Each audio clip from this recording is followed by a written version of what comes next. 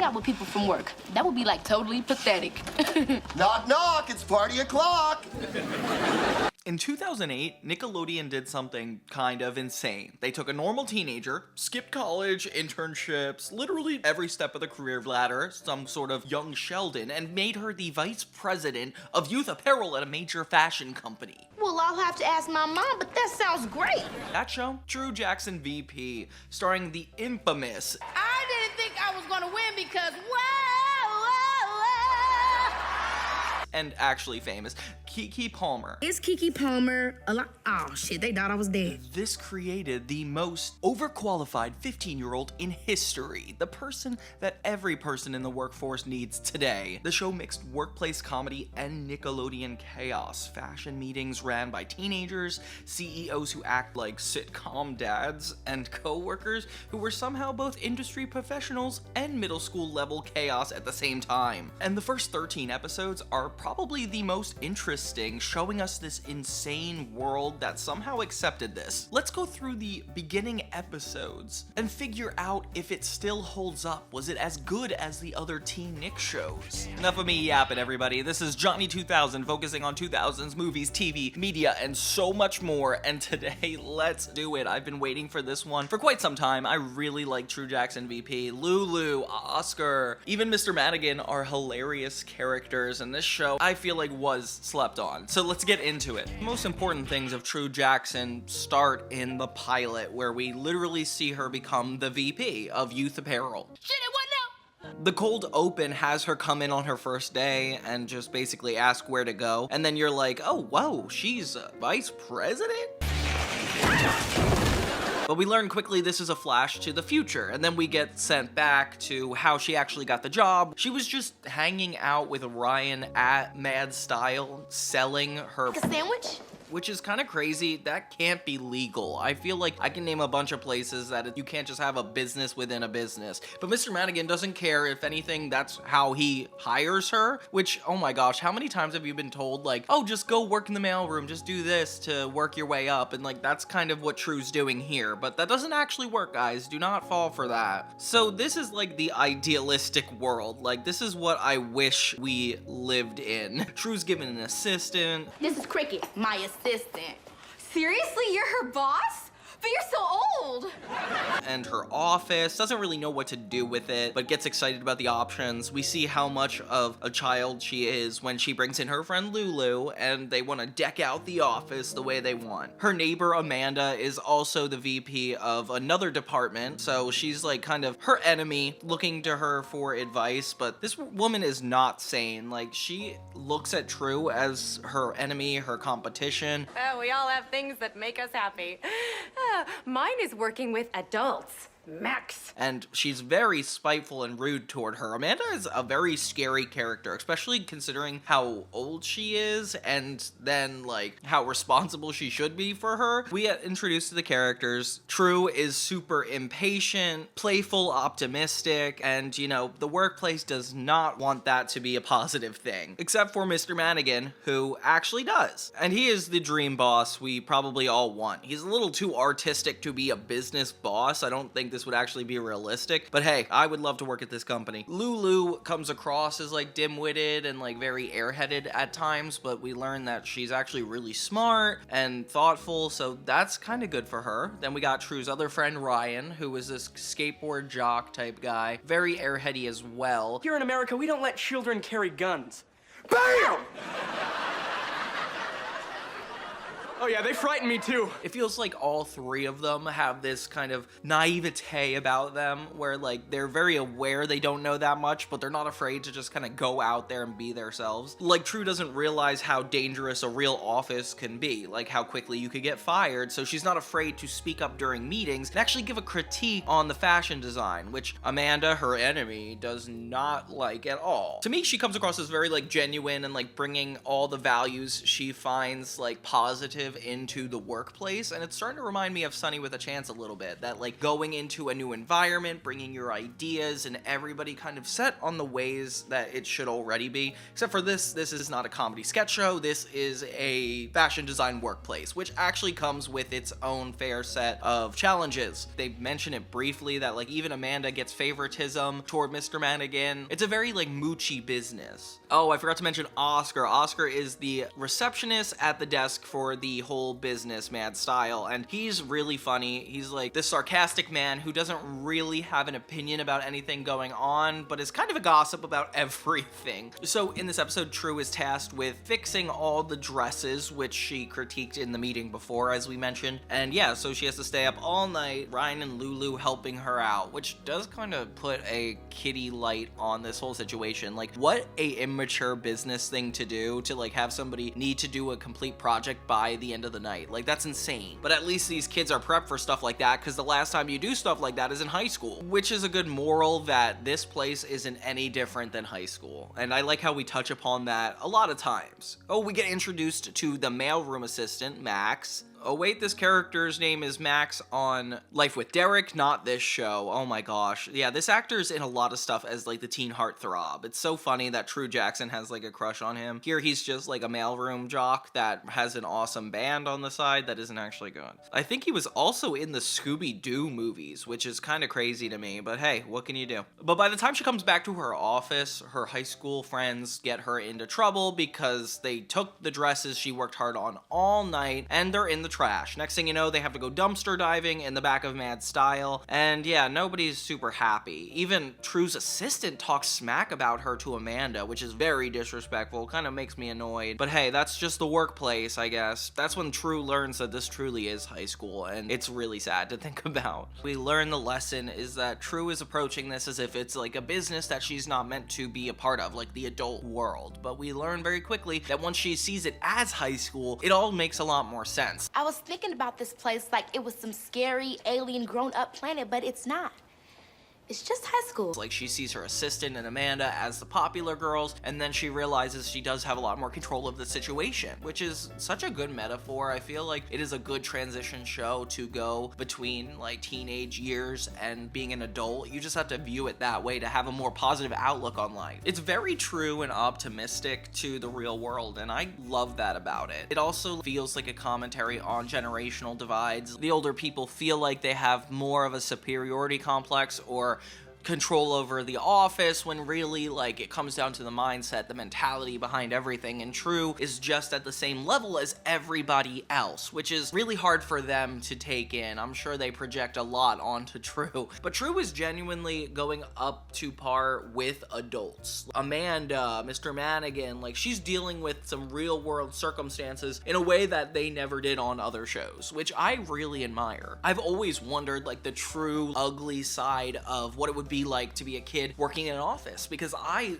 as a kid, loved to work. I wanted to be in the adult world so bad. I did see it as the same thing as going to high school, so I was like, why can't I just do a little bit of both? I remember making so many shows and like actually trying to take myself seriously, and you know, this is an interesting lesson to take away, is that like everything I was believing was kind of true, and that wherever you go, you can choose to be in control of the situation or not in control of the situation, depending on how you look at it. Perfect moral for the end of the first episode. This is like truly a good pilot, and having Mr. Mannequin recognize True and reward her for all of her efforts is a very positive experience that I don't think you'd even get in the real world. Like even in high school, sometimes you have those teachers that want to believe they're in an adult world when really they have to acknowledge they're in a world full of kids. And True's outfits by the end of this episode are kind of fire. I feel like they would work in 2026 for sure. This hot pink and black, I like it. Amanda's defeated by the end of the episode, and that's kind of where everything ends up. True is proven to be worth working in this space, but there's still a lot more trials and tribulations to go in order for her to fit into this world,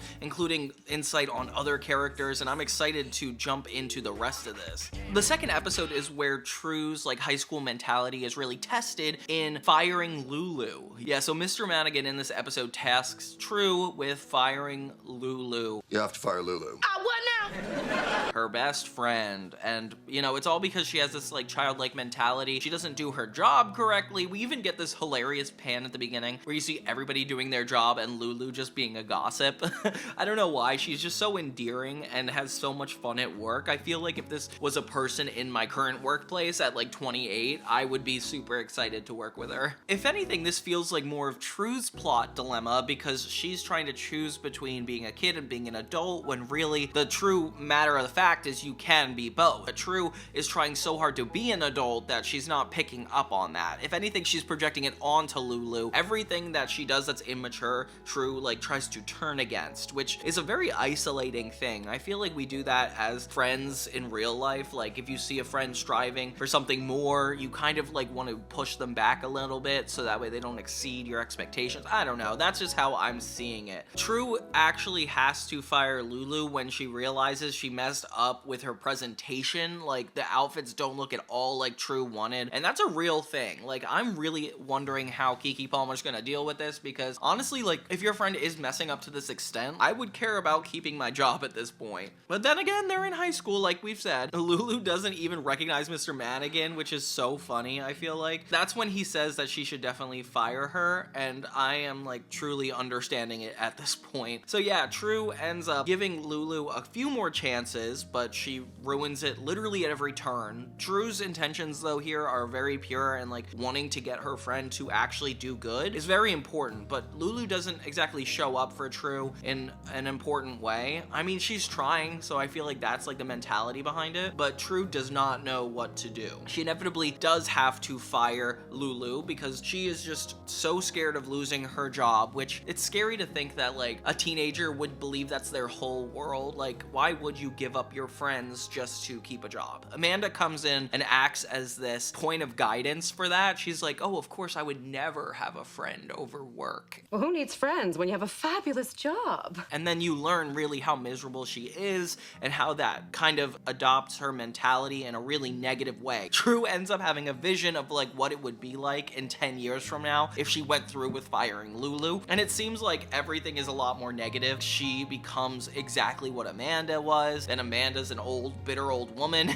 And then Mr. Mannequin is overweight. I don't know what that has to do with the business, but hey, it's a good one-off joke later. So after True fires Lulu, like she's starting to regret it, and then uses the rest of the time of the episode to undo all that she's done and choose friendship over work. But you know what? She doesn't even have to make that choice because by the time she gets back to her office, Lulu proves that she could actually be a competent assistant and does all the work to undo the mistake she made earlier, which that's a good moral lesson. I feel like the more chances you give younger people, the more opportunities they have to come through. And that's not always appreciated in the job world, especially when you have people like Amanda working at this place. This woman is so bitter. I don't even know what to do. She's like literally talking to the girls like she is a teacher and they are kids. All around, this episode is a lot more fun. I like that we're tackling issues like individually, like getting fired, getting a job, and I'm excited to see what else is next because I don't know, like this is kind of a dream for me to sit in this situation that True has.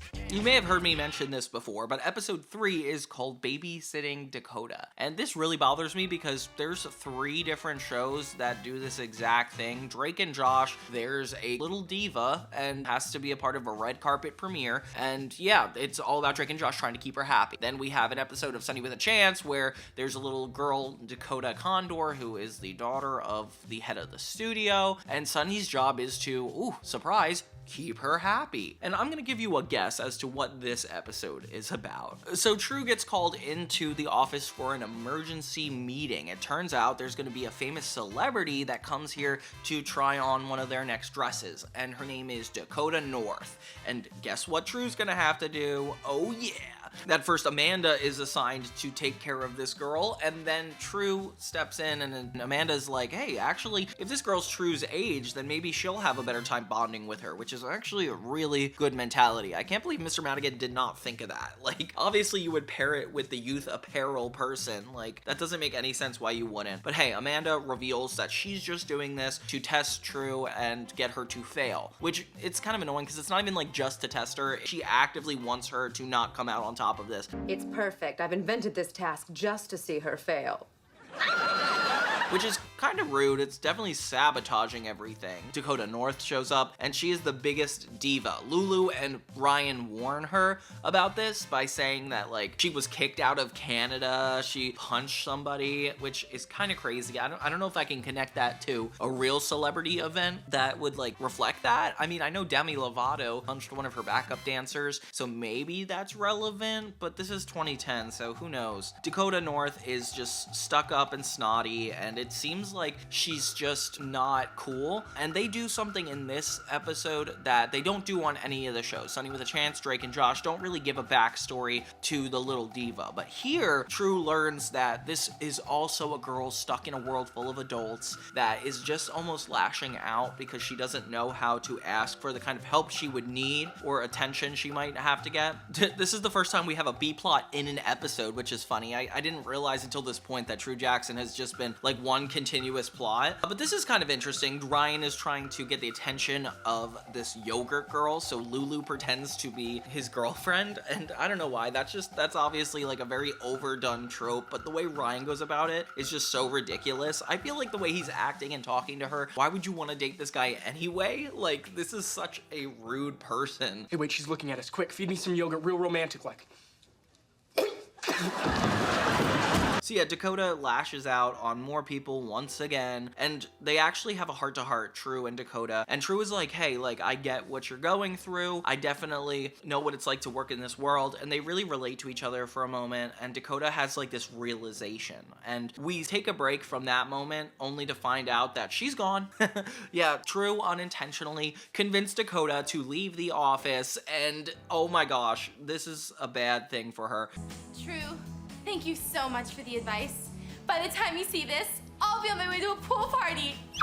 She did what now? So now True has to find a way to get through this whole fashion show without Dakota North being told that, hey, if you don't have Dakota North, you're fired. But remember, True, if for any reason Dakota is not at the big event at 2 o'clock, I would have no choice but to fire you.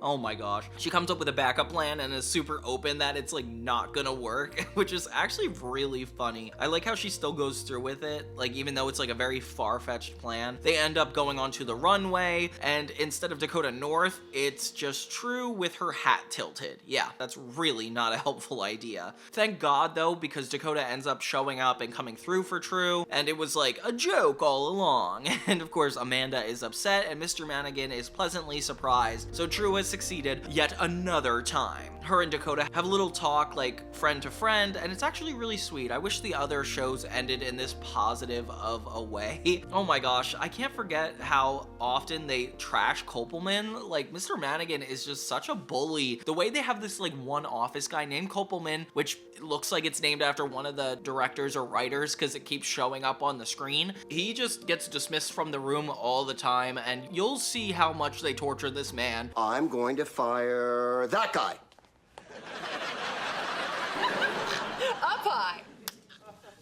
Kopelman, don't be rude. Out! Out! I don't know what about it in the 2010s that we loved just bullying one character. You know, like Meg from Family Guy or this guy Kopelman. Like, this was such a trend at the time, which isn't really positive. But yeah, all around, True having a big responsibility and Amanda almost sabotaging it. Like, a lot of stakes get raised in this episode that are resolved and actually prove that True is doing what she needs to do to fulfill her job description, despite being a 15-year-old girl, which I'm vouching for her. That's a very positive outlook. I'm very for like kids fitting into the adult universe. The next episode is the first time we get a little bit more personal throughout all this workplace drama. The episode's called Ryan on Wheels. It becomes a lot more about gender in this episode, but Ryan is super funny the way he represents the male perspective. It's a little ridiculous and not realistic, but hey, it's still funny nonetheless. In this episode, True actually does need to rely on Ryan because there is going to be a famous skateboarder, Ryan Sheckler, which I didn't realize was an actual famous skateboarder. That's insane. And yeah, so True doesn't really know how to fit for a skateboarder. So yeah, she's having a lot of trouble figuring out the perfect design. They have a really weird joke where they put a giant butt on Ryan. I don't know how that would help from a fashion perspective. But yeah, they start getting into a fight with Lulu, True, and Ryan because they're just not listening to him. Oh my gosh, and in the B plot, Amanda gets a new assistant, and it's the guy from Big Time Rush. He plays the manager. He's also with Malcolm in the Middle. This guy is just such a funny man. I don't know why. So this entire episode is like him just bothering Amanda in the B plot. Dave. Oh, what a pretty name. Yeah, I was named after my great aunt Dave. And she doesn't really know what to do about it, which is kind of crazy. I can't believe we have a full adult like B plot. All around, that doesn't really end up in a worthwhile conversation, so we're gonna move on from that. True and Lulu decide to dress up as guys. My name is Larry. I'm visiting. I love football and fart jokes. And go to this skateboard park to try to blend in and see what all the other guys are wearing. They tried to get Ryan to help them get in, but he's like, no, it's an all dudes place. You can't do it. So yeah, obviously they're gonna dress up. And they come to the skateboard park, do not know how to talk as guys, obviously horrible at it. Look, we're not gonna do anything embarrassing. I like your pants. And even like go right to Ryan, who picks up on it a little later than you would think. Like, I feel like if I were Ryan, I would have found out right away. But no, True and Lulu are good at being males, I guess. I don't really like talking about my feelings because I'm a dude.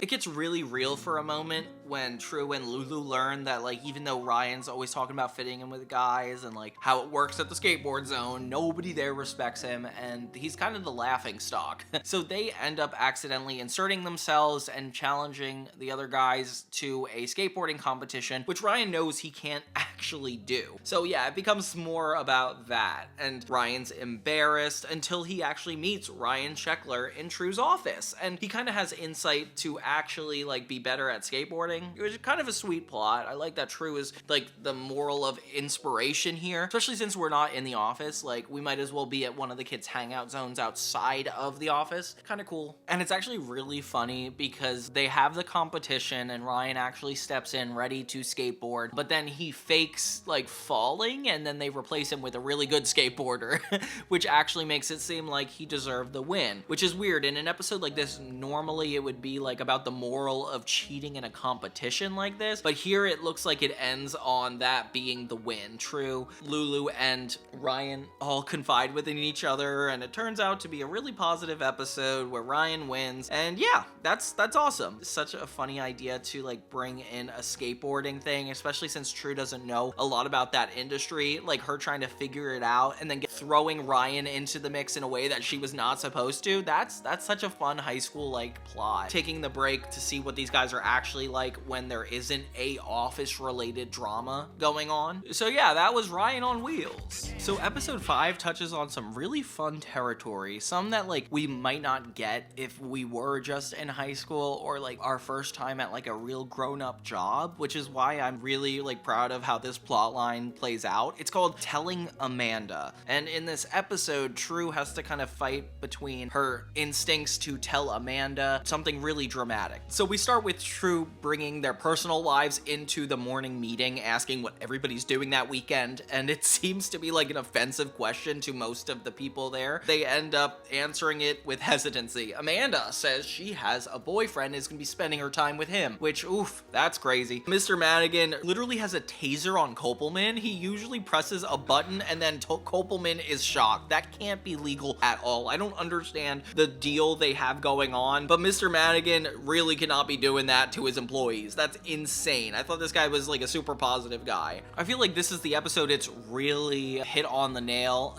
that Ryan has a crush on Amanda. He keeps hitting on her, and it's, like, kind of depressing because it's like, this is a kid and she, like, just has to keep rejecting him. Like, ugh, so weird. So Oscar the gossip comes in on this moment because Lulu finds out that Amanda just gave True busy work to distract her while she gets to spend time with her boyfriend. Ooh. Ooh. So yeah, Lulu actually gets annoyed at that. They branch off to a B plot where Lulu actually helps Mr. Mannequin with math because she's like really smart with math. And the B plot, oh gosh, it just gets crazy because it's like they're dealing with Mr. Mannequin's accountant and he's like Santa Claus, has a lot of phrases and like style that would be akin to the Jolly Saint Nick that we all know. And Lulu does not let it go. She's like, no, this guy has to be Santa. And I keep forgetting that like Santa is such like a normal thing in the kids' world. They just accepted that he exists. So Amanda's boyfriend comes into work to pick her up. Then the episode starts to be more like that Drake and Josh episode, The Affair, because True, Ryan, and Lulu think that there's something shifty going on with this guy. So they start following him to the restaurant, see what he's up to. And then he meets this woman who he like feeds food to. It looks a little bit romantic. Ryan poses as one of the waiters and oh my god, he takes it way too far. He's like the guy with the pepper and gets like really aggressive with it. And it ends up resulting in a food fight at this live restaurant, which by the way, I don't even think food fights happen in real cafeterias. I think that's a myth. I don't think I've ever even seen something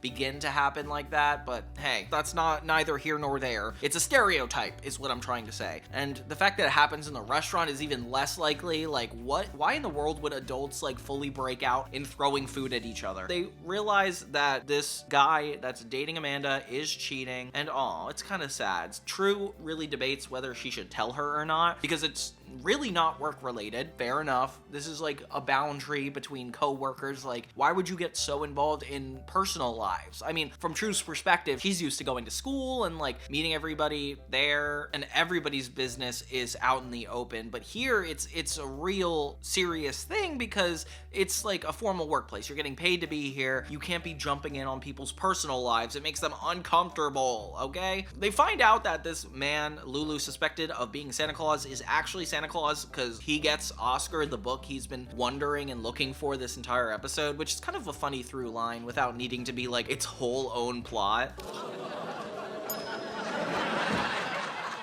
Santa Claus? And yeah, True ends up confronting Amanda, who gets really angry at her, says it was his sister and that like she was just visiting from out of town, kind of depressing. And then you realize that like, ooh, True really did overstep her boundary. Later, when it's like quiet in the office, it's just True and Amanda left. Amanda admits that, hey, it actually wasn't her sister. He did cheat on her and she was too embarrassed to admit it in front of all these kids, which wow, that actually really does suck for her. I'm sorry, Amanda. She doesn't deserve that. But yeah, they end up having like a little social night and making Amanda feel better after all they went through. And yeah, that's kind of a very sweet episode. I feel like it had a really important lesson, but then ended up being a good person outside of the workplace despite, you know, what you've heard. True is such a unique character that really does care about doing the right thing, and it really shows in this episode, and I appreciate that a lot. The next episode is called The Prototype, and this one is cool because it's just mainly True gets a really, really important work mission that is like dependent on her job. It starts with True going into work and she's worried about Friday the 13th, which was such a real thing at this age. I forgot that like we even cared about that stuff. It was very rarely mentioned in the TV world, except for that time that it was in the Jimmy Timmy Power Hour. That's kind of interesting. But yeah, hearing it mentioned, that's kind of cool. I feel like it definitely preludes to bad luck going down, but hey, it's a sitcom episode. Something is supposed to happen. The B plot is actually really relevant to the A plot in this. Lulu is going to a dance at Handsome Academy and really needs the perfect dress, and True is going to make it for her. Okay, cool. Despite the fact that she has this deadline that's due Monday, she has to design this whole thing for Mr. Mannequin. We find out that somebody's hockey stick got stuck in the vending machine, and of course Amanda knows it's Ryan. He's wearing a Flyers jersey. Oh my god, that's so funny. But like he like tries to deny it over and over again. That could be anyone's. It says property of Ryan on it. But this doesn't even end up being like an important part of the episode. It's just Ryan being a jerk. It really establishes that True is very insecure about her childlike nature coming out in the workplace, especially with her friends. Kind of like it was in Firing Lulu, where True is very worried about proving herself here. One of the B or C plots actually gets to be around Jimmy, which is True's office crush, the guy from Life with Derek, the guy that I called Max by accident. Yeah, so he's in a band called Diarrhea, which is so funny. I'm like, why would you ever name a band that? We just figured because our sound is really explosive. And he says that they're really good, but this seems irrelevant, but it's gonna come up later. They can't get any gigs, and it's been really hard to keep the band together. So True doesn't have time to make the dress for Lulu, so she's like, hey, is there a dress vault? And Amanda is the one that's like, hey, it's like super secret, can't let anybody know about it. And oof, this is a really cool conspiracy. So they say that like she can't go in there, and of course she decides to. So her, Ryan, and Lulu go out to find this dress vault, and it's this really top secret place hidden at the bottom of the company, and it's a really cool area. It's very futuristic, has a little bit of a dress in each spot, and has windows that could open and close. Kind of crazy. They find the perfect dress for Lulu to wear, despite this like breaking the office law.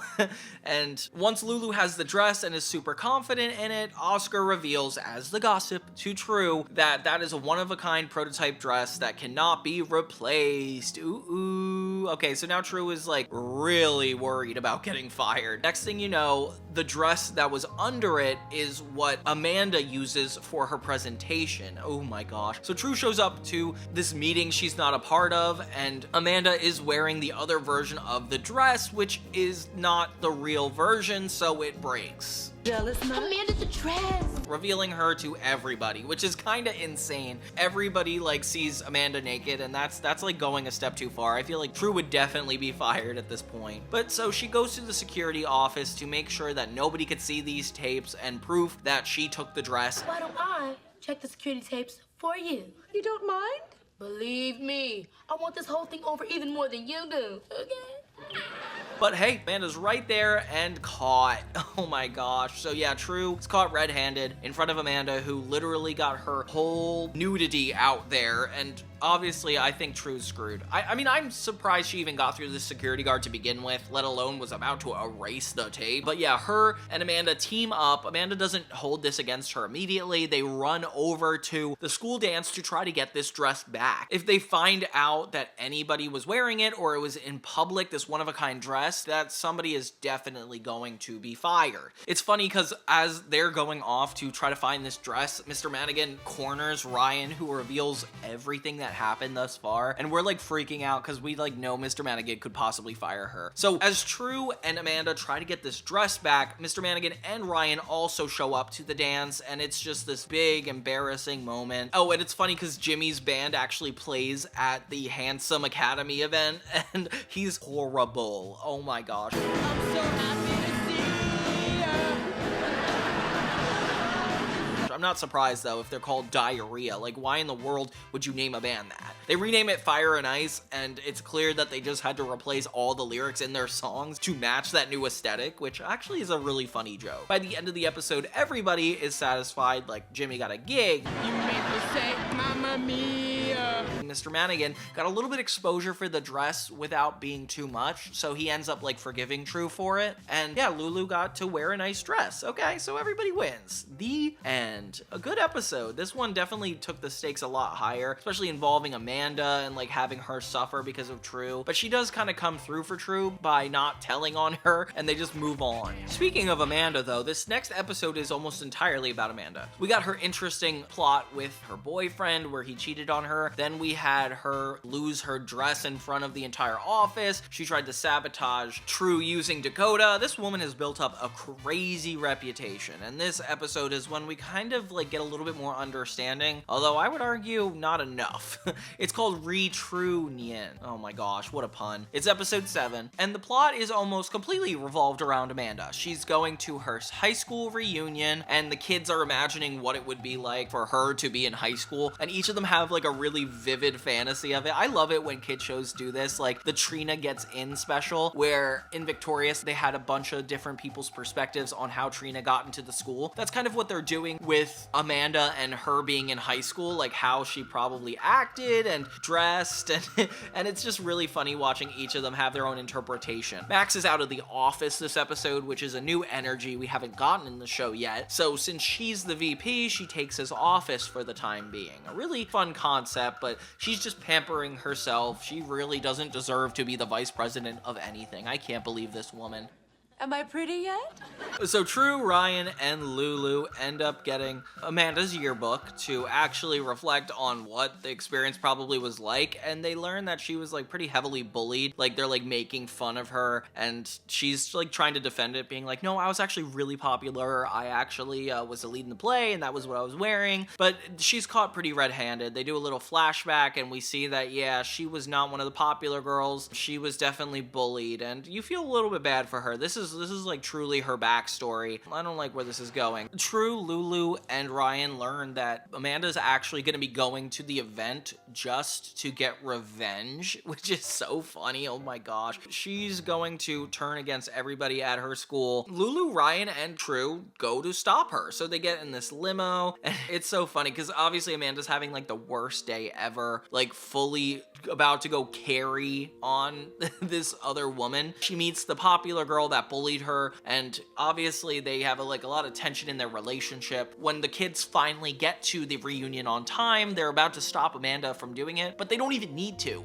This popular girl ends up presenting an award to Amanda for being one of the most successful people in this whole room. So Amanda kind of has a change of heart, and instead of wanting to get revenge, she's like just taking in the positive moments. And then True finally shines through with her optimism and shows that like it's really her mentality that is what will get Amanda further in life, which is kind of a crazy experience to have, especially as Amanda being an adult who like is supposedly figured out and then has to learn from this like kid. It's a good point though, because True is still in high school. Like she gets what it's like. It's important for her to like actually break through to Amanda and allow her to see what's really going on in front of her. And it's just nice to see Amanda take a good turn of heart, but she gets asked to dance by a handsome man and then ends up in the limo with True, Lulu, and Ryan. And it's kind of sweet because they genuinely are friends despite just being co-workers. And even though Amanda's like, yeah, we're not gonna be friends after this, it's still like a nice moment. I'm glad these guys all got to do this together. It's such a weird dynamic to like have co-workers and personal lives intertwine, especially since this is coming from the perspective of like a high schooler. But yeah, in reality, I don't think you should be getting this close to your co-workers. But hey, there's nothing wrong with it. It's important to keep the social aspect alive, as True Jackson would say. What if True Jackson went around doing like human resources speeches to people? That would be kind of cool. You think Keke Palmer would agree to doing that? No, I don't either. So season 1 episode 8 is called True Takes Iceland, and this is more of a True versus Amanda type episode. We learn pretty quickly in the cold open that True is still insecure about fitting into the office place. Although she's not really worried about being fired, she is worried about being looked down on, which is not super surprising considering that Amanda has her assistant come back for the first time and is really disrespectful. Like obviously we see how you're supposed to act in the workplace, and when Lulu meets her, it's like very clear they're opposites. But this woman is like very, responsible, pretentious, I would say, and backs up Amanda in like the craziest ways. So Mr. Mannequin gives the girls an assignment basically that they have to create this perfect dress for the Icelandic culture, the culture of Iceland. Apparently this mayor, minister, something in charge of Iceland is coming down to see it, and he needs something perfect. The winner of the two would have their dress,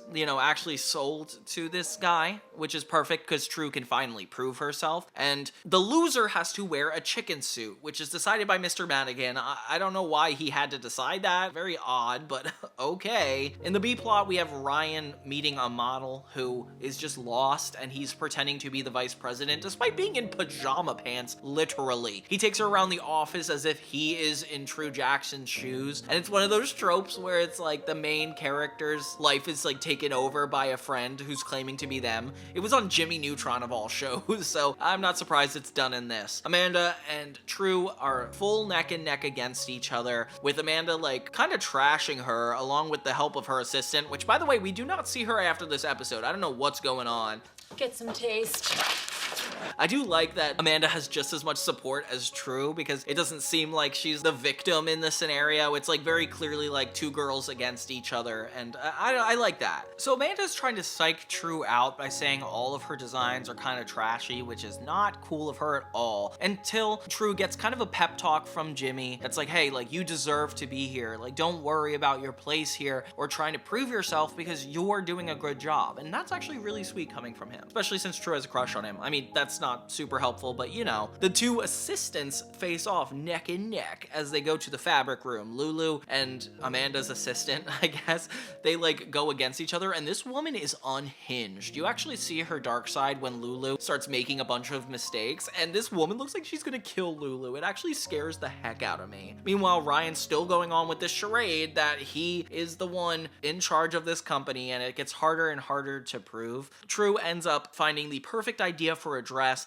and needing to have it happen like immediately, but the dog she has accidentally rips it open. So with all this bad luck, True is really worried she's gonna end up being the one in the chicken costume. But luckily, she finds a new idea for a dress, and when she doesn't have a model, it's perfect because Ryan was just showing this model around all day, and it's very quick how they dismiss the fact that he was the vice president. And I don't know, he kind of looks like a crazy person. Can you imagine being this woman having all of your day wasted by being shown around by somebody who isn't actually a vice president? Like, I'm sure she just wanted to do her job. So then the guy from Iceland comes in ready to judge all these dresses, and honestly, I like True's dress better. Yeah, Amanda makes a dress, and it's okay, but True's dress ends up incorporating the words that she wanted, and even though it's not coming out the right way, it seems like True ends up winning in the long run. She talks to Mr. Mannequin and is kind of guilty that like things worked out in her favor, but not because of something she did, and he kind of gives her advice being like, hey, I just ended up here. You know, like sometimes luck happens and luck is a part of skill, and that's a very interesting angle to take on this whole adventure. I like that Mr. Mannequin plays as more of a mentor to True, especially considering like it's his office and he's the one that could fire her. Like he takes a lot of time out of his day to kind of give her the individual attention she would need to succeed at this job, which makes him a really admirable character. I don't think I can name a character in a lot of teen sitcoms that is properly portrayed, but this is definitely a really good one. In the end, Amanda is the one who has to wear the chicken suit, and hopefully her assistant went to jail because we don't see her again, and I'm glad because she was really threatening Lulu in this episode. But yeah, this was all around a really good episode. So episode 9 of True Jackson VP is True Matchmaker, and oh my gosh, if this was reality, my life would be so much simpler. So Mr. Mannequin has been on the fritz, very moody and negative, essentially could fire somebody at any point. It gets pretty intense, which is so funny because it's like that idea of making the workplace too personal, and if you're the boss, like it's hard not to. So he gives True the assignment to make these scars, but ends up really hating them. Next thing you know, he's like this whole different person. Get on the ball, people! And True is very confused because obviously she loves Mr. Mannequin, like he's a cool guy, and now suddenly he's really unhappy. It's not normal. So yeah, everybody is warning True to stay out of it because it's just kind of crazy. She could lose her job. But no, she decides to sneak into his office with Lulu and Ryan and find this really personal box to figure out what's wrong. She learns that it's a woman, and of course, she's getting married. I often think about our wonderful days along the Seine. Aw, how romantic. Much has happened since I last saw you. For instance, I got married. Shit, it wasn't out. Oh my gosh. When she gets the intel from Amanda, it turns out that this is a woman Mr. Mannequin met in France, which is actually really sweet. They got locked in an elevator together and came out married. Mr. Mannequin is such a crazy guy. Really though, like I don't know how normal this guy is. Mr. Mannequin has so many like hissy fits throughout this, and this is only how I imagine the fashion industry being. I feel so empty without you. Not me. I'm so happy I could sing. La, la, la, la, la, la. True tries to convince Mr. Mannequin to allow her to set him up with somebody, and it's really funny to see like her actually question him, see what he's into. In the end, he agrees to it, although he does fire her 3 times throughout their conversation, so maybe there is something really wrong with him. I know about Sophie Gerard. You're fired! If you met someone else, you'd forget all about Sophie Gerard. You're fired! Mr. Madigan. Sorry. You're rehired.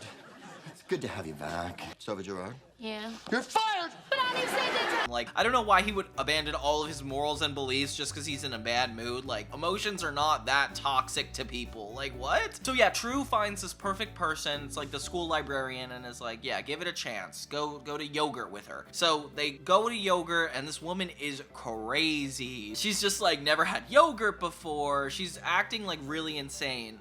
Would you like any toppings? They have over 100. Oscar and Amanda end up showing up to the berry place just to spy on them. And of course, Lulu and Ryan, everybody is just here to watch them go on a date. Very uncomfortable, very nervous. But it's really funny because Lulu ends up knocking over an entire shelf of things. Like, what the heck? Mr. Mannequin is like noticeably very nervous, so it doesn't seem like the date is gonna go well at all. Until the very end when we learn that he actually likes how crazy she is. And everybody's like, oh, okay, I guess that's okay. Amanda and Oscar have this recurring thing where they're obsessed with a show called Space Plantation, which looks like the most boring show ever. They really just got like a whole bunch of new actors to make this fake parody. There's a place with a farm, there's a place, and this place with a farm is up in space. Space Plantation. In the end, the woman Max went on a date with shows up in a wedding dress, and it's like, oh my god, she's crazy. But then you look back and you're like, wait, but Max literally got engaged to somebody after an hour on the elevator. I think this woman is meant for him. And are you getting married? Oh gosh, no, I just put this on at night to feel pretty. So yeah, all around, it's just the perfect love story for Mr. Mannequin. And True gets fired like 4 times in this episode just because he's in a bad mood. So that kind of pulls down his reputation in my eyes. But all around, a really funny one. This next episode is actually really interesting. It's called The Rival, Season 1, Episode 10. And it has a lot of like backstory. And I feel like True Jackson has like a lot of merit when it comes to like having their backstory. Everything feels a lot more legitimate when we give it a source. In this episode, Max has an old partner named Simon Christini, who apparently made everything that Max made, but more. Like, he's this new famous designer, lives in France, and is everything Max Mannequin wanted to be. So now he's coming to visit, and the two always have like a friendly competition, as Amanda explains. Oscar explains to True that grown-up stuff is really complicated because, you know, like they're super competitive, and since they were partners and aren't partners anymore, like there's just so much drama behind it. And of course True is like, well, when I get into arguments with my friends, and it's like, oh my gosh, okay, True, we get it, you're not the same age. So this man comes in and he's got a lot of charisma, and they kind of act like they're friends, except for when Max is like alone, then he just frowns at him, which is so funny. They just straightforward are petty to each other throughout this whole time, as I imagine relationships in the fashion industry might be. They're deciding what this year's competition is. Apparently Max never won, so he gets to choose. So funny. And by the way, this ends up becoming really cool. Simon Christini takes a shining to True and is like, wow, you're actually a really smart designer and very talented. And it turns out that Max is like, yeah, this is my best employee, which is actually really sweet. We learn that Simon is pretty much out to get True right off the bat. And the way Mr. Mannequin acts in this episode is very professional compared to last episode where he was just having mood swings and firing people. And so yeah, True is offered a bunch of flowers, and then suddenly, apparently Simon Christini takes her out to eat and is like, hey, like, you should work for me. I'll give you your own clothing line and everything. And it's convenient because it's just at the time that Max is like, oh, I can't really give you all these things right now, sorry. And for me, it's like kind of a big deal because it's like, of course, like if you're in a working environment, you're not supposed to stay with people just because of the emotional connection to them. It's a job. You're supposed to do the responsibilities. So True wanting to leave is actually like a pretty fair argument. It's her considering it constantly. And I feel like if I were her, I would love to do this. Like, he's promising her 2 assistants and a taco bank. What the heck? Lulu and Ryan go all out, like freaking out about this, and like, you have to do this. It's so obvious. Simon literally rents a plane just to get True's attention. Oh my gosh, he's so good at like trying to woo people over, which is interesting. I feel like this is a thing billionaires do a lot. Amanda warns True that he's actually done this exact same thing with her. Oh my gosh. So Amanda used to be the apple of Max's eyes until he came along, tried to get her, and she actually fully worked for him, which is insane. So yeah, now True is turning her back and trying to do the opposite and actually give Max a chance. Max admits that like, hey, like, I'm not trying to get in a fight over you. Like, if it's a better deal, like, you need to do what's right for yourself. And she's like, oh wow, this is a lot harder now, which is really respectful. I love that he's not like, over fighting because it's clearly up to her and he doesn't want to push her either way. This ends up coming out in a full game of chess. Chess? You don't like it? No, it's just after all the things you guys have done over the years, I was expecting something a little more elaborate. Actually, Actually, this is pretty elaborate. where they make all the workers actually dress up as pawns and play the game for them, which is actually kind of something only would happen in the 1%. Of course, Lulu and Ryan are roped into it, even though Ryan doesn't work here, which we have to be constantly reminded. Oh my gosh. And yeah, everybody's just dressed up to be pushed around, which is insane to think about.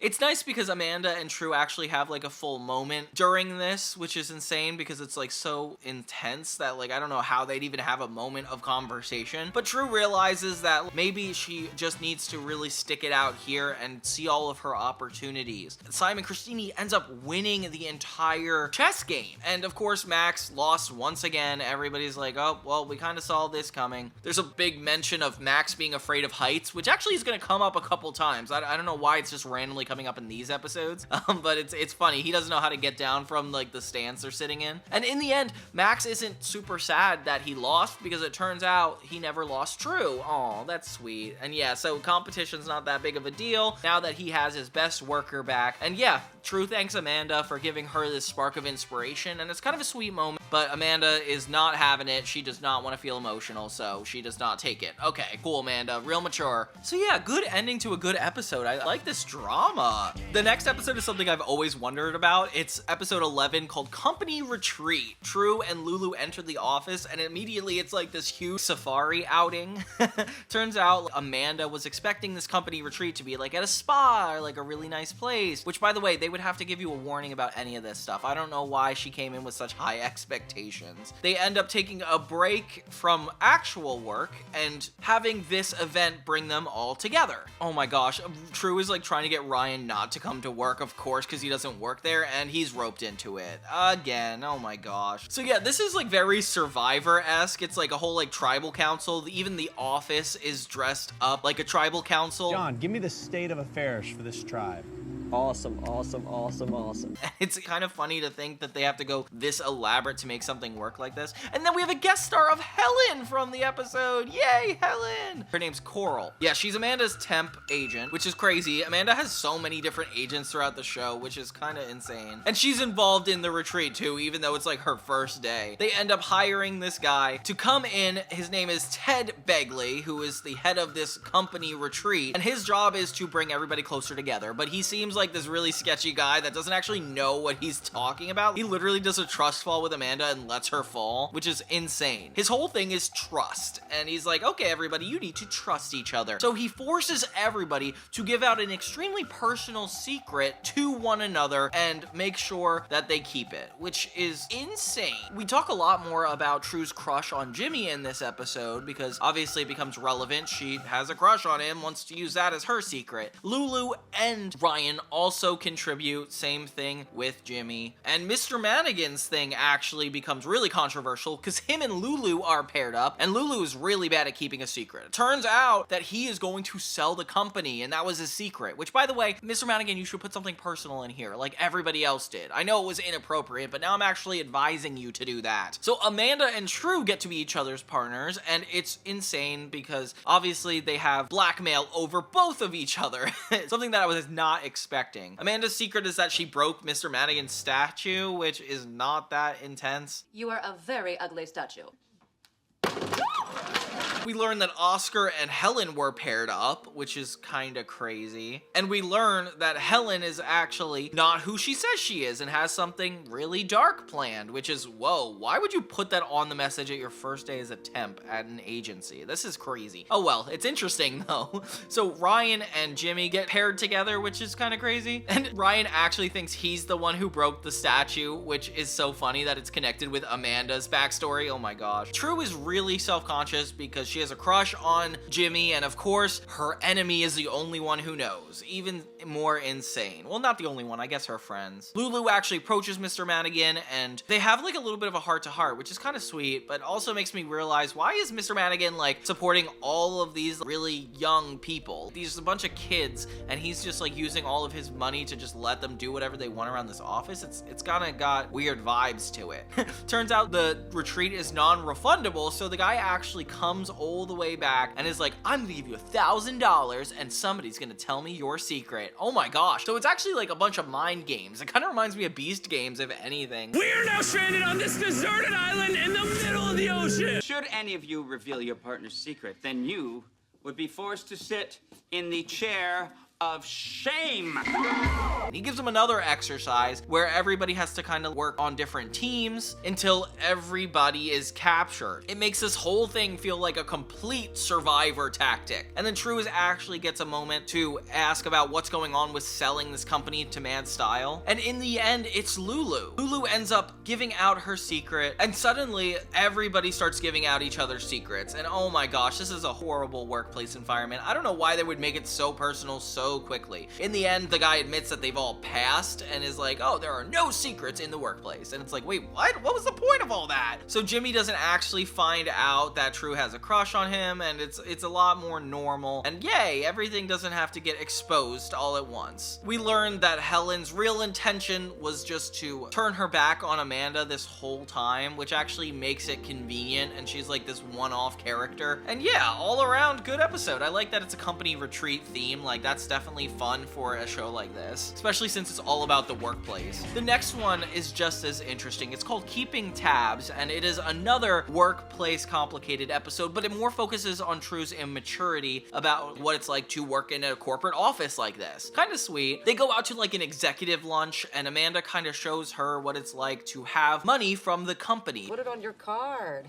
What? The only card I have is my library card, and I can't even use it because I still haven't returned everybody poop. She gets her own credit card, and this is actually done in a lot of teen shows where it's like you test the main character by seeing how much they want to spend and like giving them money, and then they ruin it. At first, like, it's kind of a big shock, and then of course True starts getting really excited about it. They start buying so many different things. Ryan, Lulu, all these things that they do not need. They go out to eat all the time, and True tries not to take advantage of it, but of course she gets way too into it. Eventually, True learns that the company accountant has been looking for her. Uh-oh. Well, the last person that got caught doing that lost his job.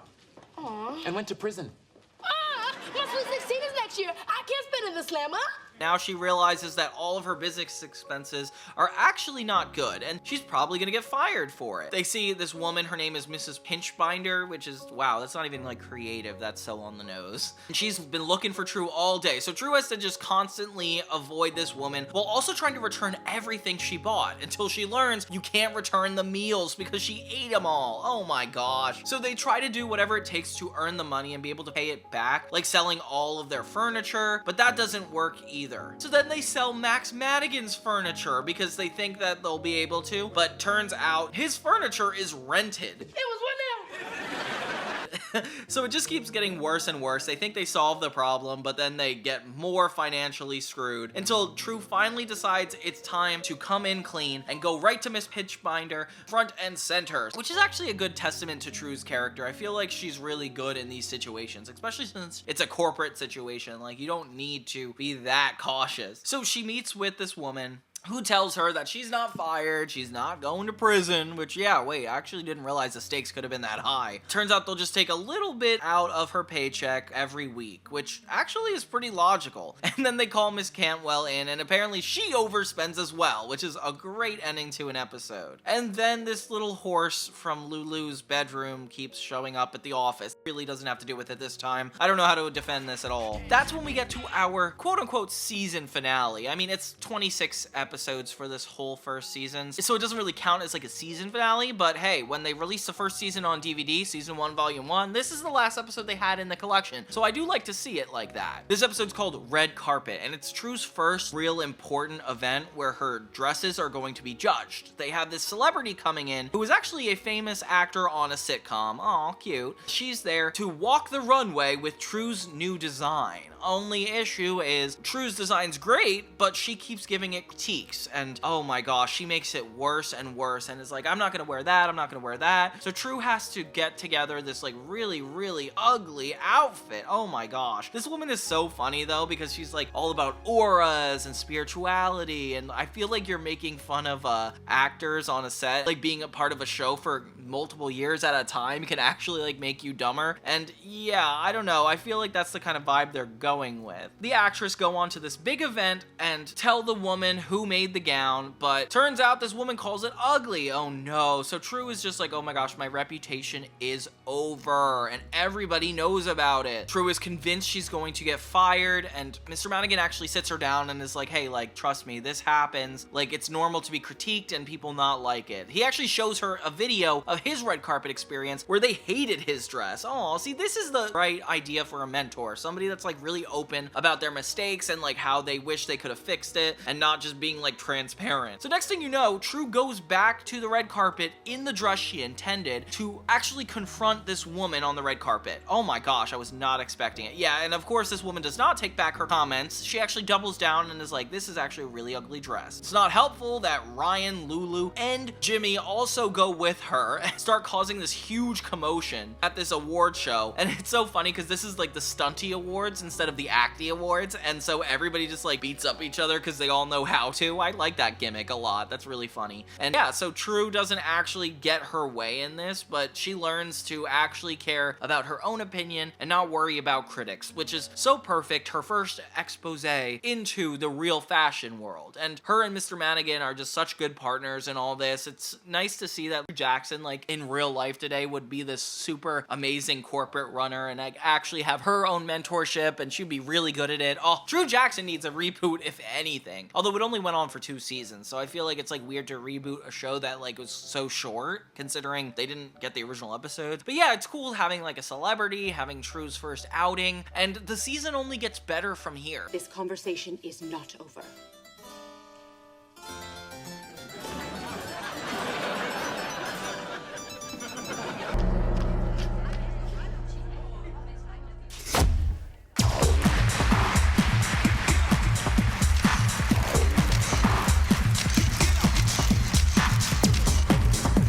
Okay, so last we left True Jackson VP, she was just getting familiar with the office, had her first red carpet event, and yeah, things are working good for this 15-year-old girl. I mean, being in charge of a fashion company comes with its own perks and its own disadvantages. In this next set of episodes, we're gonna go over the final episodes of the first season. This show is one of the short-lived shows, so it's important that we enjoy every episode we get. So let's go over the next 13, well as see our first 2-part special. First episode we're gonna go over today is episode 14 of season 1, and it's called Switcheroo. We're introduced to a new copy machine guy, which is this hippie dude in the office, and he's basically like, yeah, God loves the earth. I don't even know how to describe him. And basically we're seeing a bunch of different roles at the company, and it's all setting up for this big, you'll see what I mean. So True tells Mr. Mannequin about how they do this thing at school called Switcheroo Day, where everybody switches positions and walk in another person's shoes for a day.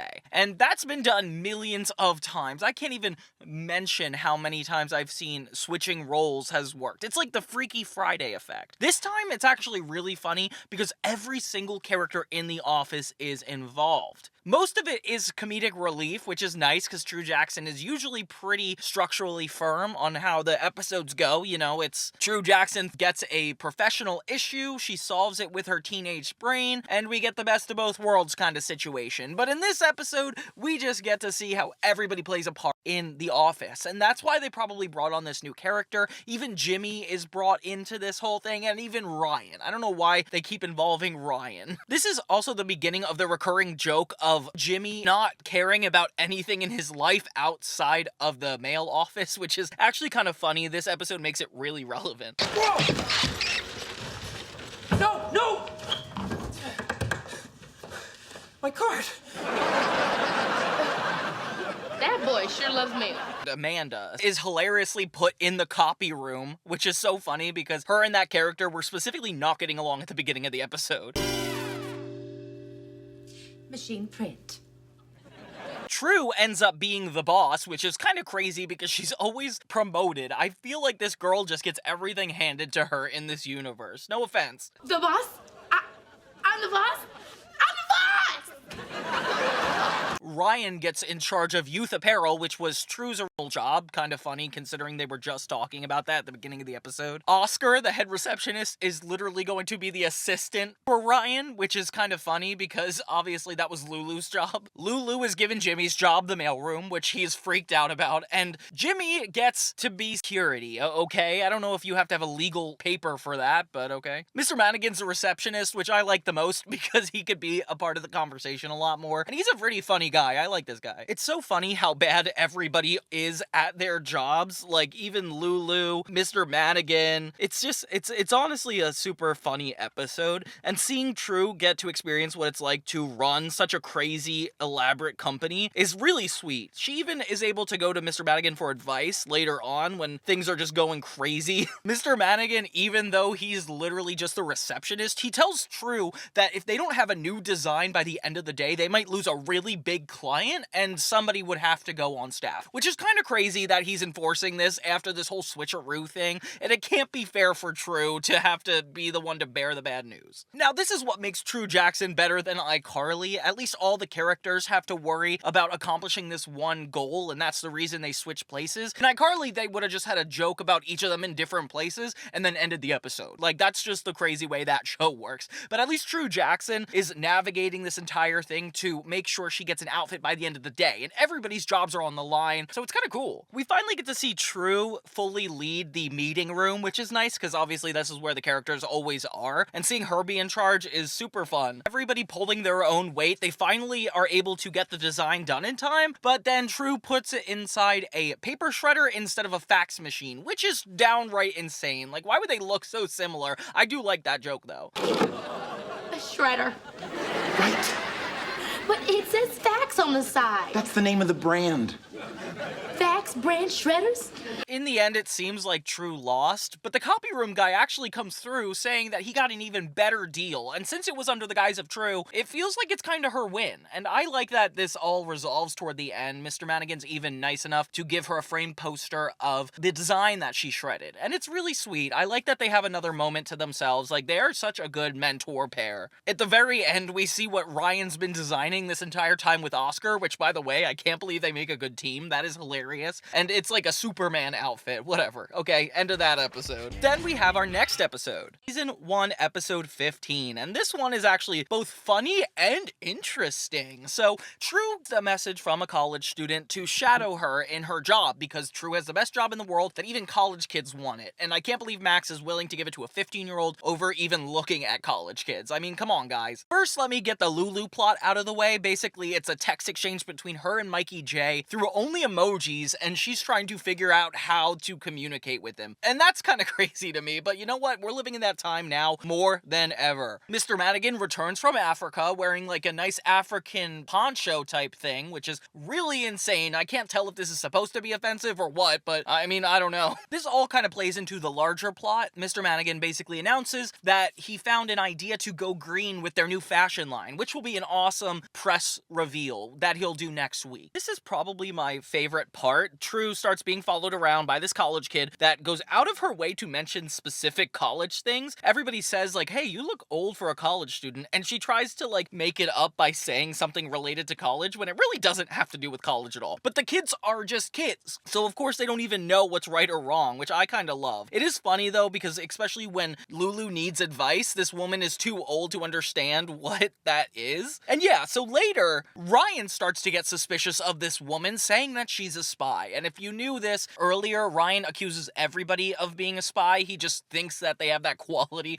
which is so crazy. I can't believe this man and what his lore is to have such trust issues with most people. But this time, he might be right, guys. Mr. Mannequin calls an emergency meeting because Simon Christini, which is the guy from a couple episodes ago that has heard about Mr. Mannequin's new plans, which actually ruins their whole press idea. So it's really obvious for me as the viewer to know that maybe the person that is finding out this information and spreading it is the woman. That looks like a college kid. Ryan thinks it's her right off the bat, but nobody believes him because they think everybody's a spy. I like that True's coming from the perspective that everybody's good and like nobody would go out of their way to spy like this. Kind of gives me like Sunny with a Chance vibes, like a very optimistic main character. Meanwhile, we get a kind of sweet moment because Mikey J shows up to True's office with Lulu and he's like, yeah, those emojis definitely meant we're dating now, right? And it's like, okay, that resolved really quickly. True brings this college girl to one of the meetings only to get more info on Mr. Mannequin and Mad Styles' clothing. And she sounds like a journalist. I don't know how nobody picks up on this, but hey, maybe they know. It's so funny because it turns out that they all knew all along that this girl was a spy and then decided to purposely mislead her once they figured it out. Which actually makes Ryan feel like a fool because he's like, why didn't anybody listen to me? True and Mr. Mannequin have a really nice heart-to-heart where they talk about how sometimes people are devious in this industry and it's a business, not necessarily just an art, and she sort of has to get used to that, which is actually really sweet. He also says like some people will never get the feeling of creating something, which is actually kind of awesome because it is true. Like the people that have to focus on journalism and all this other stuff, they just don't appreciate what the creative part is. So they just find ways to make themselves a part of it. And it's almost like a weird perspective on the business versus creative. Keep talking about Al Gore coming in to speak for this whole thing, and I find that insane. Like, why are we actually referencing a real vice president at one point? So it's pretty much resolved already, but then they have one last moment where they actually bring this guy out and Ryan tackles him. The end? Question mark? Yeah, what a weird way to end it. Very clear they didn't actually get Al Gore to do this, but couldn't they have? Like, would that have been so hard? I don't know. That is just funny that they even tried to like wrap this whole thing into it. And we end the episode with a sweet moment of Mikey J and Lulu getting ice cream together, and Mikey J's just learning how to be a good boyfriend. That's pretty much it. This episode is the intense reminder that everybody really hates Kopelman. Apparently, Kopelman is an active writer on this show, so it's an inside joke for the cast and crew to have him be in it so much, and they even replaced his first name with just Kopelman in the credits, and it's really funny. I like that they have that, like, really nice vibe to it. Kopelman?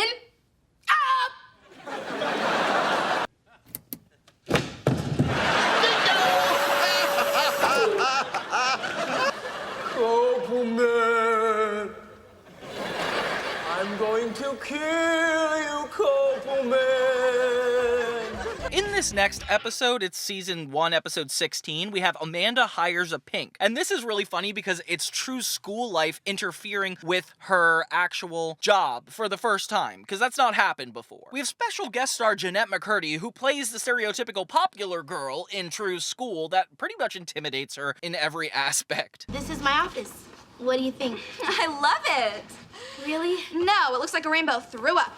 Mr. Mannequin is out from this episode, which is kind of surprising. I've never seen an episode without him so far, but it's kind of refreshing to see it focus on True and Amanda, essentially. It also foreshadows the way they're able to get away with some things that are about to happen. Apparently, there's going to be a big fashion buyer in Mad Style coming up, and only one design will get it. So True and Amanda essentially go neck and neck to try to figure out which one of them will present the idea to the other. The tension between True and Amanda is so interesting because obviously there's like the power dynamics of Amanda being like a full adult who is yet to act like a child, and True is definitely a child who is in the position of acting like an adult. So seeing them kind of be at odds with each other all the time is so cool because it's not like Drake and Josh, Zoe 101, any of those shows featured a adult as another main character, and True Jackson somehow manages to have like 4 or 5, and still each of them are pretty impactful, which I love about this show. So right when True's about to get started, Lulu admits that she told specifically the Pinks, the popular kids at school, that True works there, and not only that, she gave them their address, which is kind of crazy. So now we're introduced to Pinky Turzo, which crazy name when you think about it, and all these girls are in pink and wear roller skates, which I admit is a really cool idea. This girl's popular in my book, and yeah, she shows up pretty immediately. Mind you, all of this happens before the cold open, which is a lot to plop into the episode. This girl group essentially keeps distracting distracting True when she has like one of the most important deadlines with Amanda. So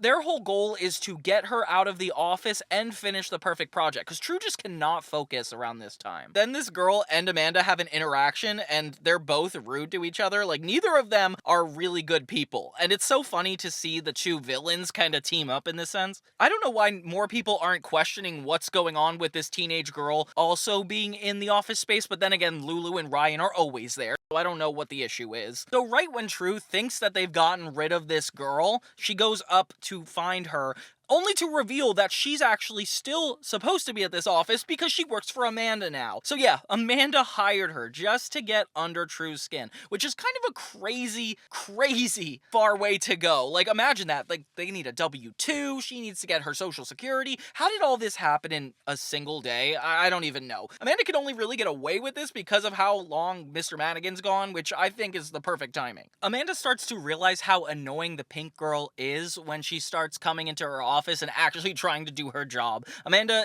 really couldn't handle the responsibilities that actually come with hiring this little girl. Drew gets kind of like a pep talk from Oscar, the receptionist, and it's really sweet. Basically, his message is that conformity is bad and like stick to your guns, which actually kind of puts her in the right headspace, despite the fact that her friend is working here still. Then the buyer comes into a meeting only to choose True Jackson's design over Amanda's. Wow, so it didn't even work out. Amanda is pretty quick to fire this girl because she never liked her anyway. And yeah, that's just kind of the end for Jeanette McCurdy on True Jackson VP. They end the episode on some positive affirmations with Jeanette McCurdy saying that it's actually impressive what True Jackson is up to on her own, which is really sweet. I definitely feel like I struggled with that in high school too. Like, I was making videos and people thought it was weird, so they were like, oh, you know, why are you doing that? And eventually people started thinking it was cool, and I was like, okay, fine. Yeah, just go with your guts. It ends with like a little karmic moment of Jeanette getting a fire extinguisher and pushed into the elevator, and that's kind of how that ends, okay?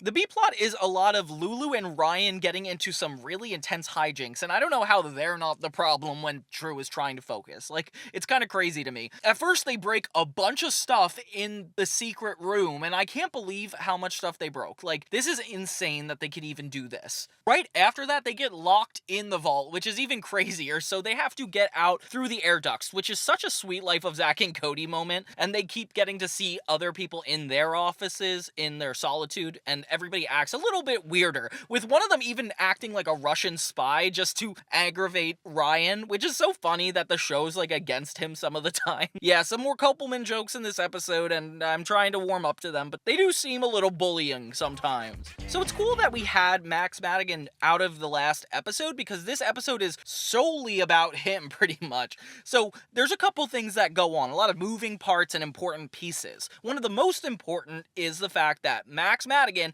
is going to propose to True's librarian. If you remember the first couple episodes, True set up Mr. Madigan with her librarian, and they really hit it off. She was super weird, and that's just enough for him. So Mr. Madigan's nervous about proposing, like worried that he's gonna get a no, so True actually tries to encourage him to not worry about it and like just give out his heart. And it's so funny because this is parallel to the fact that they're trying to work out a new marketing system. Like, Mad Style is gonna have more magazine issues. They just want to do something publicity-wise to get their name out there, which is kind of crazy because it's a 50-year-old company. I feel like if it was like more newly established and they had young executives, that would be really cool. But the fact that it's like this old company, it's like, what are they trying to prove at this point? Max introduces a button that actually allows people to get dropped down into the cellar, which is insane that he even set this up. Of course, Kopelman has to be at the head of it. Ryan keeps trying to get involved in the whole marketing scheme and like how they could put Mad Style on the list, and he's like, let me just drive something, let me drive and that'll work. And Mr. Madigan's like, why are you talking to me? They end up deciding for the marketing thing that Max will be on the roof and be wearing the new line of clothing, which is actually really scary because True forgot that he's scared of heights, and it comes up a lot. It came up in the last Simon Christini episode, and it's coming up again. I like that they're consistent with it. Mr. Madigan is terribly afraid of heights. He's probably freaking out. Why don't you just get a dummy to take his place? Really? You don't mind standing on the roof? Meanwhile, they get a giant Max Madigan mannequin, which is kind of horrible to say. Max Madigan mannequin. Ugh, whatever. It's in the title, so you'll know. So True is the one responsible for picking up the ring for Mr. Madigan, and they don't know how to get there, so they insist that Ryan drives, which is already a red flag of a plan, honestly. So they put the dummy of Mr. Madigan in the back seat to get away with it. Unfortunately, they hit a bunch of garbage cans, and the police pulls them over immediately. At first, they're like getting away with it by Ryan actually talking for Mr. Madigan, and the cop somehow recognizes him from his fashion lines. I don't think people are that famous. Anybody ever tell you got small hands for a grown man? Oh, stop. You're making me blush. But then they get caught red-handed a little too late. I don't even know how the cop didn't pick up on this earlier. And he's a romantic, so he cares about getting this ring. He lets him off the hook, takes him to the ring store, and they're back. Max finally asks her to marry him, and she says no? Will you marry me? No. Oh, excuse me for a moment. She's the one now! Yeah, I did not expect her to say no. I thought this would be like the end of the episode and she would say yes, but that doesn't happen. And of course, Mr. Madigan's kind of mad at True because she was the one in the middle of the whole thing, and I am surprised. Apparently, we learned that the only reason this woman said no was because it wasn't like super romantic, like just in the office. That's not cool. So True's like, well, what do you want? Like him in a chair on the roof? Which is also what she did earlier in the episode, is volunteer him for something that involves his fear heights. And so yeah, next thing you know, she's like, that would be awesome. So they have to get him somehow on the roof in a way that's safe for everybody. And you know what? Who better to do it than Max Mannequin? The mannequin version of Max, if that wasn't pretty clear. Of course, who do you expect to screw this whole thing up? Yeah, Ryan accidentally drops the mannequin off the side of the building right as they're getting set up, so they can't even do what they're trying to do. And the mannequin actually scares Amanda, which I think is a really funny joke. Next thing you know, Max sits on the chair and doesn't even realize it, but the balloons float him up into the sky. Oh my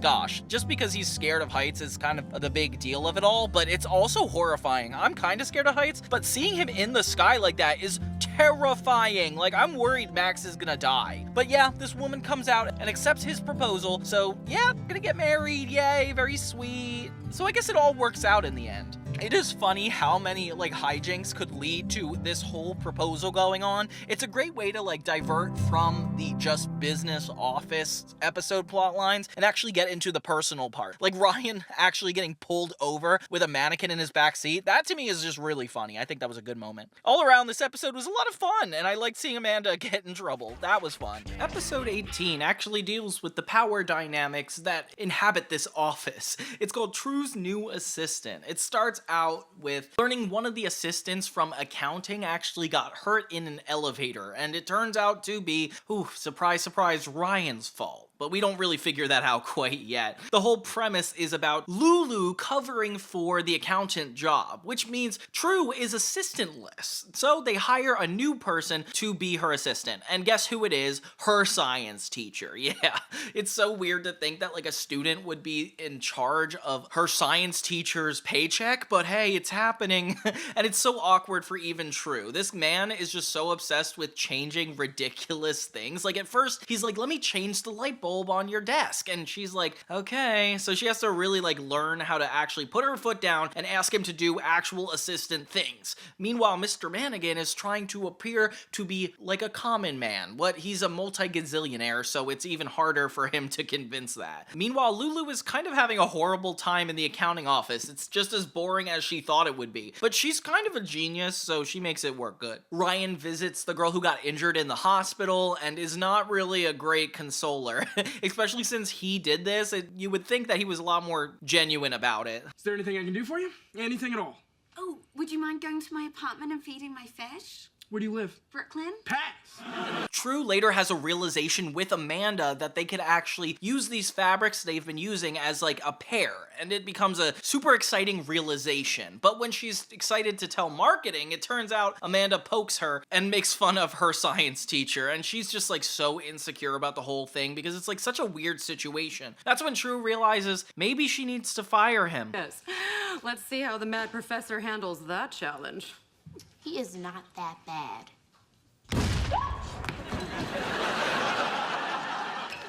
Extraordinary! Uh-oh. So now the power dynamics are getting really crazy. So True's ready to fire this guy, but he's like, no, let me fix the elevator. Let me help Oscar. He's just not a good assistant. I don't know why this older man is not picking up that he's not doing the job description. Don't worry, True. I can fix that. Fix what? So she actually tries to fire him, but he's extra nice to her, and she's too big of a heart to actually fire him. So she just dodges it. Later, she tries to get Lulu's help, but Lulu is so confused over this, like, conundrum equation, whatever. She's trying to get it solved. When True tries to fire her science teacher for real, it turns out he actually leads her to a discovery. That his invention of science might actually work on the fabric they've been working on, which is actually kind of cool. So when they present this to the rest of the team, everybody is ecstatic, and they even test it by throwing water on Amanda, which, like, of course, why would they have to do that? That's such a funny moment. When they offer this man a full-time position, he actually personally resigns because he loves to teach more than he likes to be at this office, which is fair. I don't know what brought this man to the office in the first place, but hey, True gave him a shot, and, you know, she didn't need to fire him. So just goes to show that maybe you don't have to fire somebody all the time. Ryan spends a bunch of scenes, like, overstaying his welcome at the hospital room that this old employee is in, and it's so funny to see him, like, not have any social awareness and just eat all the food that she's supposed to have. I don't even know why this is, like, a part of it. Right when we think this girl is ready to get back to work, Ryan accidentally injures her once again, leading to another visit to the hospital. Oh my gosh. So that episode just kind of ends with his storyline, which I was not expecting. At least True got past this whole power dynamic thing without necessarily having to do too much. I mean, good for her. Good episode all around. So this episode, House Party, Season 1, Episode 19, is probably the funniest episode of True Jackson VP I've ever seen. Definitely one of my personal favorites, just of how creative they get with True's interpersonal world getting mixed up with business a little too much. It starts out with Lulu getting excited about this party, but True can't go because they have this whole presentation they have to do. So yeah, True obviously prioritizes her job, and everybody else is a little bit worried about that, until she's able to finally move her meeting back, which is actually really funny. Her and Amanda get in a fight in front of Mr. Mannequin, with Amanda saying she doesn't want the meeting moved, which is so funny. Amanda's getting insecure because all of her clothing line is not exactly hip, and True is not helpful in defending her. Her and Mr. Mannequin are really, like, confuzzled on what they think is going to work for kids nowadays. But hey, that's why True Jackson's there. That's why she's hired. It's cool that this is gonna keep coming back up in this episode. It also gives me the vibes of, like, the normal house party type episode just gone completely off the rails, you know, like such a generic topic that now is going to be unfurled. So things get off the rail when Ryan accidentally invites Amanda to Mikey J's party. What in the world was that about? So yeah, this is where it just gets full on wacky. We finally get to the house party, and we're not used to seeing houses in the True Jackson VP universe. This is kind of crazy. Makes me think that True Jackson is a little like Ned's Declassified in the fact that their set is 90% like whatever workplace or school it's set in, so everything else like is a big deal when we actually see it. Being in the streets in the last episode, and I don't know, it's just very unique. Amanda's here at this party getting advice, learning a little bit more about Ryan and his relationship with Kelsey, Lulu, and Mikey J, and she just looks so out of place in such a funny way. Hey, kids. Give me a plate of appetizers, will you? Obviously, she has a little intention of trying to fit in because she cares about getting her clothing to be nice and hip. So, yeah, all around, it's just weird to have Amanda here. And at first, it's just a little awkward, it's not too big of a deal, and yeah, then things get kicked up a notch when Mr. Madigan enters. Oh my gosh, True's literal boss shows up to the party. And not even, like, at a convenient time, it's right after people are like, True, you never don't talk about work. Like, you're always at work, you don't care about us anymore, I used to be your best friend. And yeah, while she's trying to like simmer the fire and actually have a social life, like be a kid again, that's when Mr. Madigan comes in. So that's why it's like kind of wacky that he's even there. I don't hang out with people from work. That would be like totally pathetic. Knock, knock, it's party o'clock. He takes complete control with like no social awareness, and it is hilarious. Like, True is just bonding with her old friend and like trying to prove that she's fun-loving, but meanwhile she's taking calls at the office as she's doing this, so it's really hard for her to avoid all this. Mr. Madigan ends up being the craziest one at the party, which is actually so funny. Everybody like starts liking him, and she just does not know how to break it to him that this is not appropriate. So Mr. Madigan gets offended that True calls him out and is like, okay, let's have a meeting about this, and calls a full-on conference room meeting in this stranger's house, which is not polite at all. It's so funny to see him like take control of the room. Well, aren't you a strapping young man? I understand your Uncle Kopelman works for me. Splendid!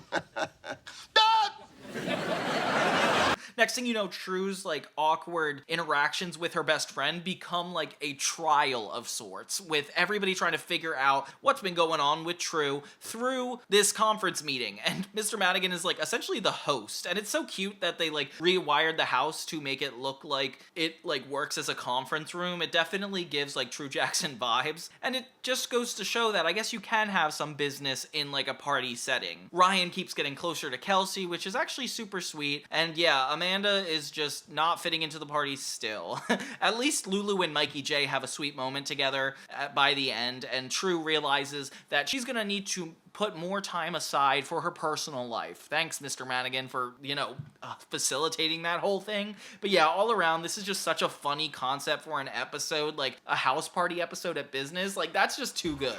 Okay, so now it's time for the first two-part episode of True Jackson VP. It's very special, and it's called Back to School, covering the topic of her actually balancing life and work, which is crazy because I can't believe she wasn't in school all this time. I don't know why, I just had the impression she was, but hey, that's just me being me. And there's a lot of moving parts to this two-part special, with each character having their own goal. The main goal is True designing a window outside of Mad Style. It's like her ultimate dream is to be able to design this beautiful window, and we had a lot of flashbacks throughout the episode of True as a child, and it's actually really sweet to just show like how far she's come in her ambitions. And the less interesting plots are a majority of this special. For example, we have the main B plot is that Amanda has her twin sister coming in. Ooh, doppelganger episode. Apparently Amanda's sister is a lot more mean than she is, and it turns out that she's actually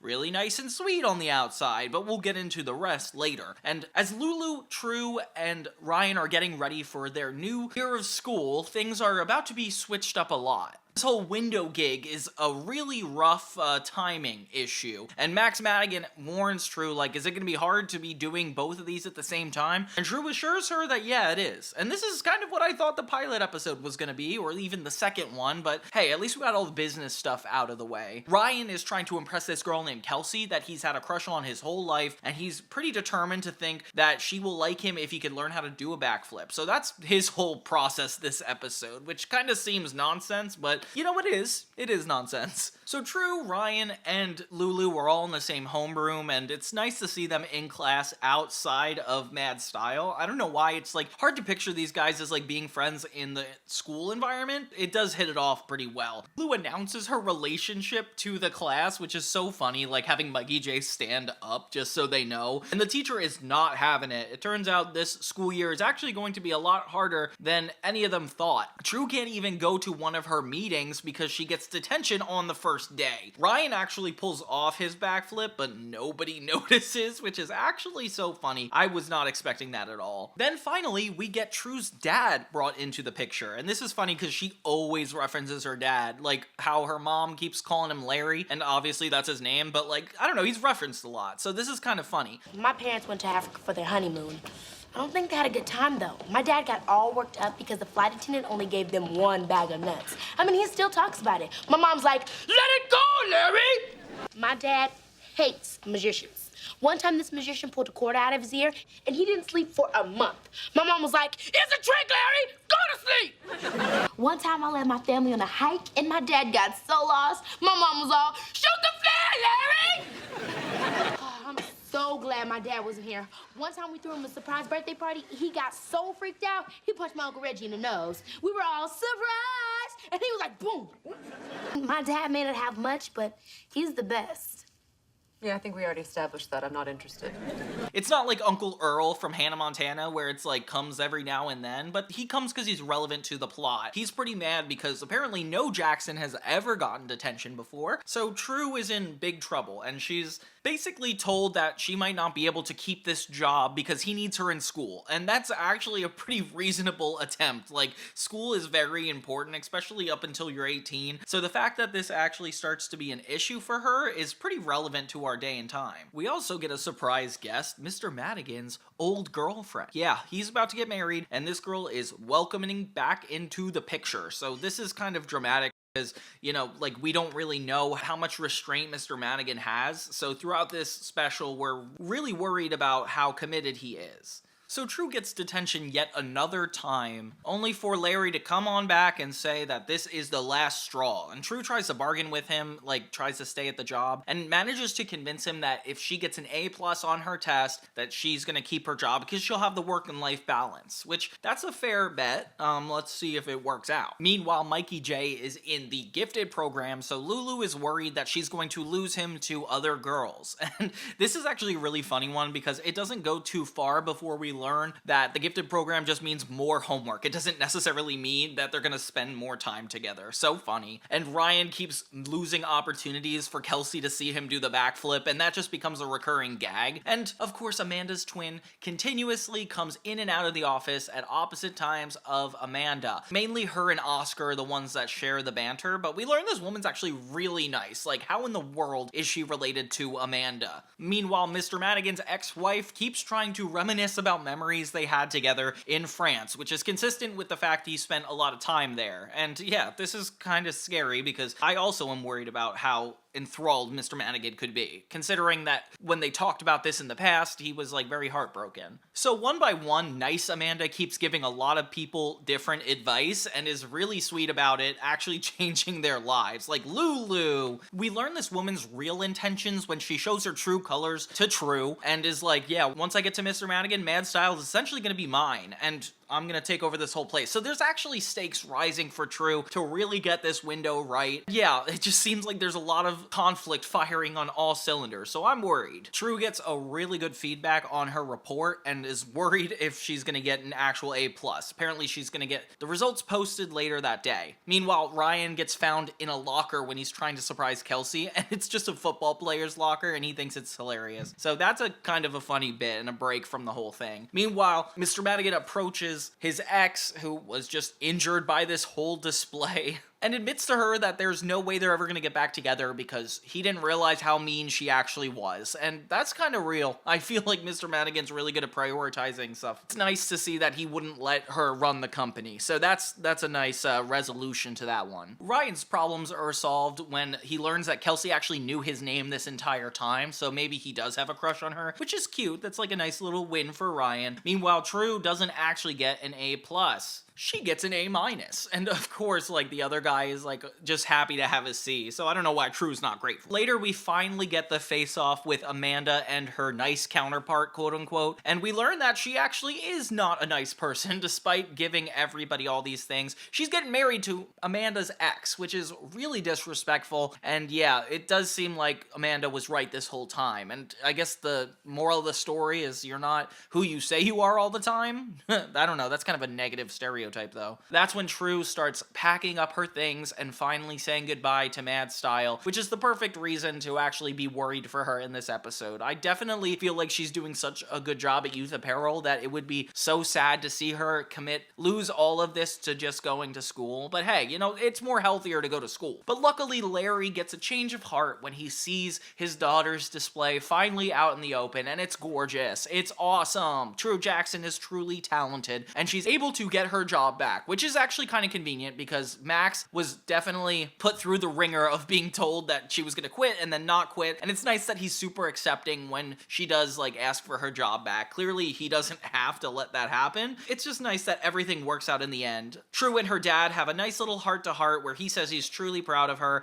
and yeah, it's really nice and sweet, ending the episode on a really positive note. True finally gets to acknowledge her art with her younger self, which is kind of deep.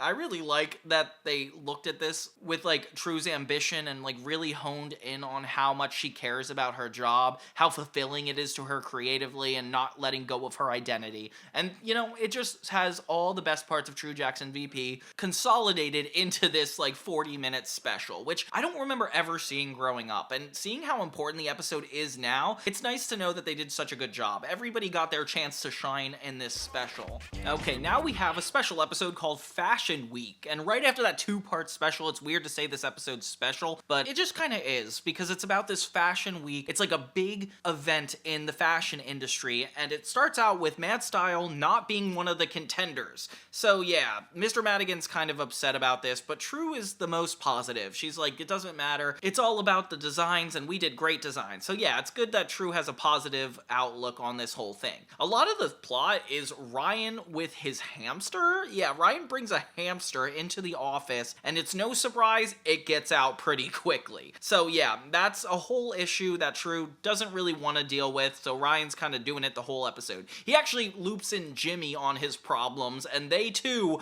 are trying to get this hamster. One of the other designers in Fashion Week was actually a former worker of Amanda. His name was Joby, and he was treated pretty bad by her.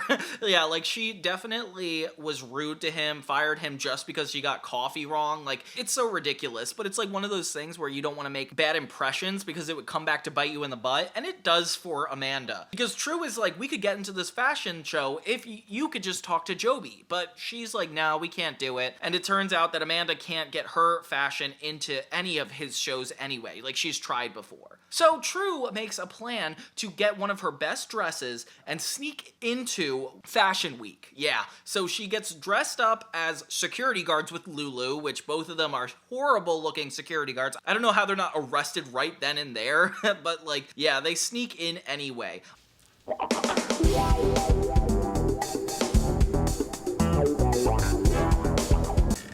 Stay safe, guy. Don't be a hero.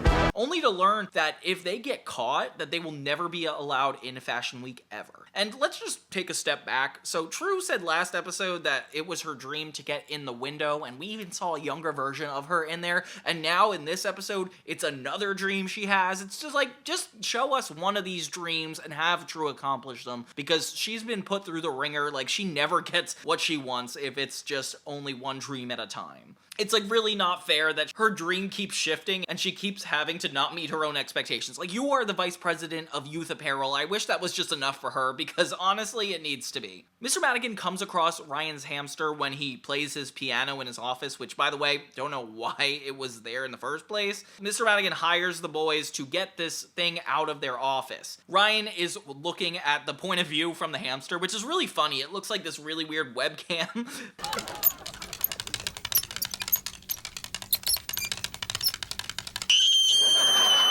But yeah, he's just trying to get him down, saying he's the king of careful, and breaks an entire shelf that is super expensive of Mr. Madigan. So very quickly, he turned this into everybody's problem. Meanwhile, True and Lulu are trying to blend in and not get caught by this man. Meanwhile, they're told that security needs to get rid of somebody who's broken in. And guess who that person is? It's Amanda. Wait!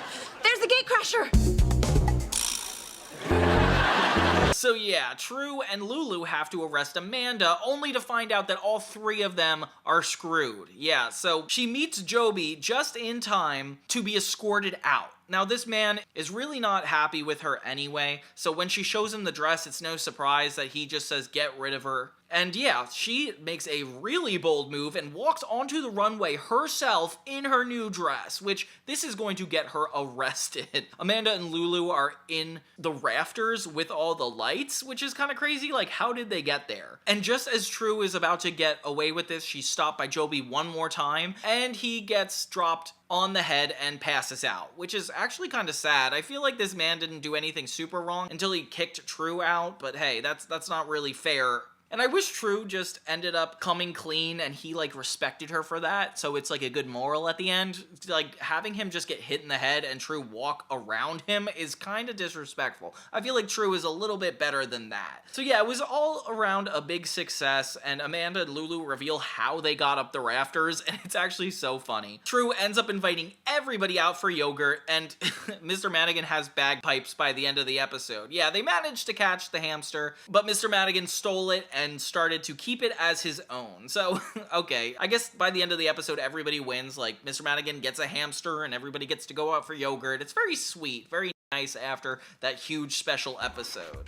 So True Crush is a special episode because it kind of ties into the Nickelodeon universe. They had like this Ultra Crush night going on at like a Nick marathon, and all the episodes themed around crushes came out. And this one is very focused on True and Jimmy, which is actually kind of sweet. It starts off with True getting tickets to this last-minute ball, which is genuinely last minute. So the first plot is Lulu and Ryan trying to convince her to take them. It's really exciting because it's like, yeah, they can go to a nice fancy ball together. That's awesome. And her hair looks really good in this episode. I think she must have gotten highlights or something, but it's really cool. Meanwhile, Amanda is pushing her assistant to the limit, which is fair because Amanda is a horrible boss. And we get Victoria Justice guest starring in the B-plot. Oh, okay. So Victoria Justice plays a model in this, and Amanda just treats her like trash. It's like she's sarcastic and rude, and Tori Vega is just taking it, which is fair. Meanwhile, True is talking about who she actually wants to take to the ball, and it's Jimmy, of course. I know who I'd like to take. Kopelman? She has a crush on Jimmy. We've talked about it multiple times throughout this. And yeah, it turns out he's got tickets of his own. Ooh, so he has to ask somebody out. Okay, and that's where True is like nervous that maybe it's gonna be her. Meanwhile, Ryan accidentally pushes Amanda's assistant to the limit, having her quit. And I don't know how he's trying to hide this from Amanda. Like, he's like, okay, I'm gonna do all of her work so that way she doesn't notice her assistant quit and it was his fault. Which is kind of insane because wouldn't you have to go through HR? There's just so much wrong with that. But hey, I guess we're just gonna forget it for now. True meets Tori Vega, and it's actually kind of sweet when they get along. Ryan just lies to her immediately, which is kind of disrespectful, and he like walks out. I hate that side of Ryan sometimes. Meanwhile, Jimmy confronts True and is like, what should I do about asking somebody to this dance? And True is insistent that it's probably her. It seems like her, honestly. But then after the conversation, I'm like, oh no, maybe she's not actually working for her. So True is super excited because she's pretty convinced he's going to ask her. And if that happens, that's awesome because then he could just give his tickets to Lulu and Ryan instead. So their whole goal is to get Jimmy to ask out True, and then everybody will be happy. Everybody can go to the dance. True starts spying on Jimmy, and he's talking to Oscar, nervous about how he's gonna ask out this girl, and it's really sweet because it's like, okay, of course he's gonna ask out True. Very, very relevant. True calls him into her office and tries to seduce him with candles and wine, and just like tries to make this whole thing work. Hello, James. Hey, got some mail? And I don't know how this guy is not getting the hint. Like, I feel like he has to at some point. Amanda gives advice to True and says like, hey, like you have to just go up, put the gown on, and expect to go with him. And it's like, whoa, okay, that's actually pretty confident. So yeah, True is a girl boss, so she's definitely gonna go through with this, and it's perfect. Although, when she finally gets all ready, time to go to the dance, she's got this really nice dress and everything's perfect, but turns out Jimmy is taking Tori Vega to the dance. Oh no, this actually kind of broke my heart because it's like, clearly he cares about her. How is she not the one being asked? She sits in her office, lonely and sad, only to be greeted by her friends who give her a pep talk and say they need to all go to the fancy ball together, which is very, very sweet. I feel like this is one of those friendship episodes where they come through just because True was kind of led on, and honestly, I can't believe Jimmy didn't pick up on all this. It's nice to see Amanda come through and let Ryan not get in trouble for firing her assistant, and yeah, it's just an all-around sweet episode. Definitely disappointing for the whole crush night concept, considering they never ended up together, but very surprising we had Victoria Justice be a part of this at all. Very surprising.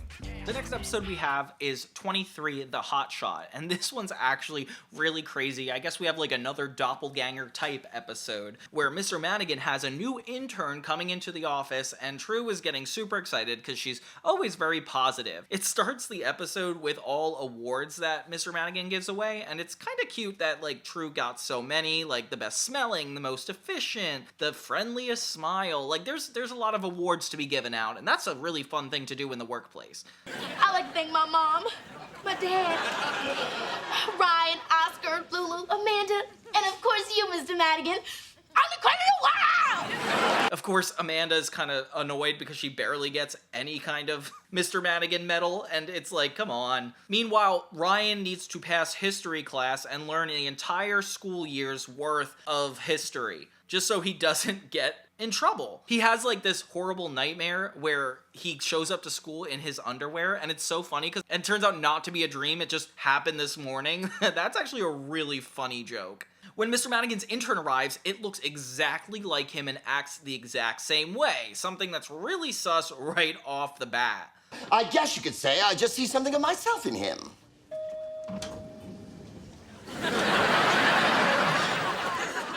Welcome to Mad Style, Jasper. Good to be here. So this guy comes in, and True has a hard time not getting jealous because he's just as young and just as exciting as she is, and there's a competitiveness right off the bat with these two. This guy pretty quickly admits that he's just conning Mr. Madigan, and he's acting like him just to get the job. And he's like, why aren't you doing this too, True? Like, I thought that's how you got the job. And it's all talking about how this company basically is the perfect place to take advantage of, because the fact that they let True be the vice president means they would let him be a big part in this company. So it's like all about True trying to get everybody else to believe that this man is not who he says he is. Kind of reminds me of like the Spy episode. And it's really cool because everybody thinks she's just jealous, so they write it off as her being jealous. Ryan gets on a fake game show to learn all this knowledge, and he gets really into all this stuff. Right, it says here you're 8 years old. Emotionally burnt. Getting super smart at history right off the bat. And later he actually challenges the teacher to show that if he doesn't get 100%, he will be his butler for a whole year. I don't know why the history teacher isn't suspicious of this. Ryan is just so confident in this episode, and I am not convinced he is going to pass the test, but he does in the end, and I just wanted to get that B-plot out of the way. Sorry, guys. So yeah, True is still neck and neck with this fake Mr. Madigan who's really good at hiding it. His name's Jasper, and he is such a charmer, even wooing Amanda of all people. That's how you know he's kind of a walking red flag. Mr. Madigan is not able to see through it because he acts just like him, and it's like hard not to. So True gets advice from Amanda, which is actually very on par with how these shows have been going. Like, it's just her connecting with a different person in the office, and it's actually kind of sweet. So Jasper ends up having his line of fashion only to steal all the stuff he learned from other people. So Mr. Madigan at first is super impressed and is like, wow, this is such a good idea. But he learns that he is a liar, which is so sweet that Mr. Madigan's actually able to pick it out right away. Like, True didn't need to disprove him. Like, Mr. Madigan just found it out on his own. And it's so clear that this is True's design and he was just trying to steal it. It's so cool that everybody's like looking out for each other by this point in the episode, and Ryan gets to pass history tests. It's just funny that all these plot lines worked out in each other's favor. It ends with Ryan's game show going completely berserk and having the host chase him around with an axe, which I was not expecting. You can't threaten me. It's my fantasy. Oh, so sorry. Here, please, accept this lovely parting gift. But yeah, all around good episode. I like that we actually get to appreciate what True's got here at Mad Style, and even though this guy's trying to manipulate her like many people in the fashion industry might do, she's got a good head on her shoulders and she continues to do the right thing, only making this a lot better of an environment for everybody all around. Episode 24 is actually really cute because it's the wedding episode. It's about Mr. Madigan actually getting married. And we learn, like, in the cold open that he was having all of the employees compete to pick the perfect dress for the wedding. So the wife got to choose the dress, and he's waiting to say who the prize is going to. It's so funny because they're talking about the seating chart and where everybody's gonna sit, and everybody has such an intense opinion about it off the bat. Oh, I forgot to mention something wild about this episode is it starts out with True, Amanda, and Lulu trapped in a zoo cage. Like, what? This is bad, but it's not terrible. Now it's terrible. And it does that thing that sitcoms do where it's like, this is how we got here. So this was like a 5 hours later type situation. And we get taken back to present day, before the wedding, which is kind of crazy that the seating chart wouldn't be announced until like right before the wedding, but okay, let's just move on from that. Mr. Madigan's a really chill guy. He actually cancels all work events to get ready for this wedding, which is really nice. Thank God that you have a boss that does that. This is one of the rare episodes that have the cold open happen in 2 minutes. Like, the other episodes, they gave like 5 full minutes to announce what the plot is going to be. This time, they keep it a lot more concise and quick, which I'm just confused at how often they get away with 5-minute cold opens. Like, that's so long. It's so funny. Amanda gets Kopelman to be the model for the dress that this girl is gonna choose. Well, unfortunately, Max gave the models the day off, but we improvised.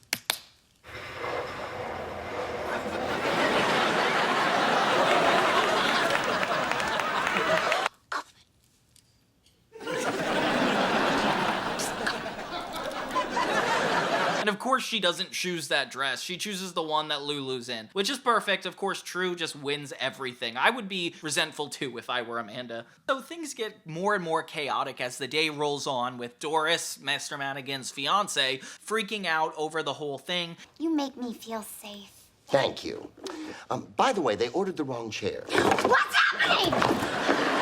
And even the wedding planner is overwhelmed and just all around confused. True even steps in and is like, do you need an assistant or something? Because this is a ridiculous job to do by yourself. I agree, True. True gets thrown in to be this guy's assistant, which is really annoying. Like, I feel bad for her. She did not want to get roped into this, but now she's helping with the wedding. Of course, Mr. Madigan is too nice of a guy not to let her have every opportunity she gets. And I don't know, if I were her, this is going a little too far for me. We finally get to the wedding venue, and it's actually pretty gorgeous, with pink tables, nice floral designs of white and pink, and the green backdrop is just gorgeous. Can you tell I like weddings? It sounds really cool. True's nice insights push this wedding planner to the limit, and he falls into a pit of mud, making her in charge. And poor True, now she has to figure all this stuff out by 3 o'clock. It's insane. She starts bossing everybody around, everybody who's in the office, which, by the way, they're not getting paid. Why is that fair? And they're all just facilitating to help this wedding happen. Ryan's job is to bring the cake, but he knocks it over pretty quickly. Oh my gosh. So things just go haywire and get worse and worse. Amanda ends up walking into the wrong room and getting stuck in one of the exhibits, with Lulu then entering and getting stuck as well. Ryan ends up getting a fake cake that just looks like a cake, and it's really, I don't know how you guys are expected to eat that. When the bride enters, everything gets even more insane. She's the one who finds them trapped in the exhibit, and then next thing you know, this entire thing goes off its rockers. With Doris freaking out, Mr. Madigan has to bring her into the other room and tell her that maybe this wedding isn't all it's supposed to be. Maybe it's just supposed to be about the sentiment, not necessarily all the glitz and glamour of it, which finally puts True at ease because they realize that the wedding does not have to be perfect. In the end, everybody is super happy, and they have a nice little reception in the office. It's so sweet to have them actually, like, get married in the lobby of the office. I wasn't expecting that at all, but hey, the moral of the story is, like, in everyday sentiments, a beautiful wedding can be found. And yeah, Mr. Madigan is just such a fun character. Seeing him get married makes you feel like you're winning. And good job, True, for, like, doing everything you could, even though it didn't work out the way everybody intended. It just happened to come through. And yeah, great way to get ready to end the first season, because yeah, we're at the very tail end with only one more episode. Without further ado, let's jump into it. We end on the dance. Yeah, The dance is one more Jimmy episode, and this time taken to the limit. And we got a lot of plot twists and fun adventures that happen in this one. It's a back-to-school dance is coming up, and everybody's getting hyped for it. It's like the first time there's true drama that goes on between Lulu and True. Let me just talk about the B-plot for a second before we get into the nitty-gritty. Ryan's writing a script about a show with Jimmy the mailroom guy, and he's like the superhero of it all. And he doesn't want to be involved unless he can have a say over everything, ruining Ryan's script like every step of the way. But it is such a funny trope when the characters are making a movie about their lives and it's just ridiculously out of proportion. The fact that Ryan plays the straight man in this episode and Jimmy's like the wacky one is just so funny to me. It definitely gives me points for him. Listen up, demons and ghouls. I, Edward Mailcart, great-great-grandson of the Postmaster General, I'm gonna overnight your butts to the dead letter office. And cut. What are you doing? While the whole dance thing is going on, True and Amanda have to work together to pick out a model for their outfits. And Amanda wants this one guy named Brock. She's just convinced she's meant to be with him, and he is not the best model, so it's like even funnier that he's so confident in it. Not afraid to work with bees. And True does not know how to tell no to Amanda. True finds out that Mikey J hasn't asked Lulu yet. She tries to get to the bottom of it because it is suspicious. It's like, you guys are dating, why would you not ask them? Unless that's like already a given. Turns out Mikey J doesn't know how to dance. True shows up to his house and yeah, she's like, I can teach you how to dance. I feel like this has been done before. Like it seems like the person's cheating because Lulu sees them together and it does not look good. I don't know why cheating for teens would just be dancing in a living room. I feel like Lulu should give True the benefit of the doubt. But she doesn't, and she tells it to Ryan and Jimmy, which is kind of crazy.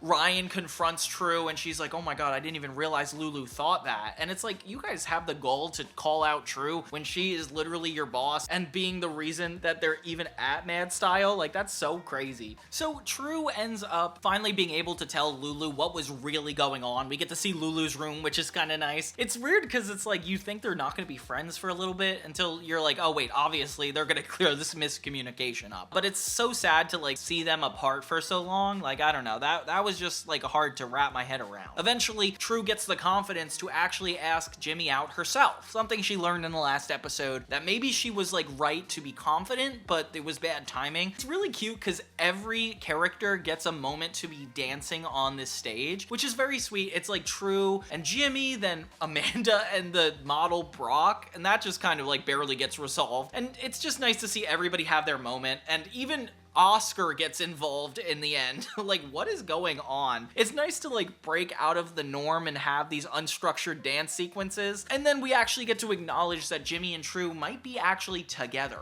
I can't believe they don't go to the same school to begin with. Seeing them be in like the lockers, I'm like, aren't you guys the same age? But yeah, it's nice that they end up having this full-on school dance, kind of solidifying their relationship. Not sure if they're gonna bring it to the second season, but everybody else kind of gets their way. And by the end of the season, you feel great for everybody. And with all this dancing going on, it's just a nice time to celebrate. All around fun finale, and we get a little bit more progression in the characters' plots, as well as like a successful first season. Like, it's hard to do 26 episodes of a show, and I can't believe this show did it so well. Not only did Amanda grow as a character, but so did Lulu, Ryan, True. Even Mr. Mannequin had a full-on wedding throughout this, so it's nice to see True's impact over her whole community. I feel like they do this better in True Jackson than they do Sunny with a Chance, like building up that main character that just keeps everything going off of positivity. And you could really see how it positively impacts the workplace and her personal life.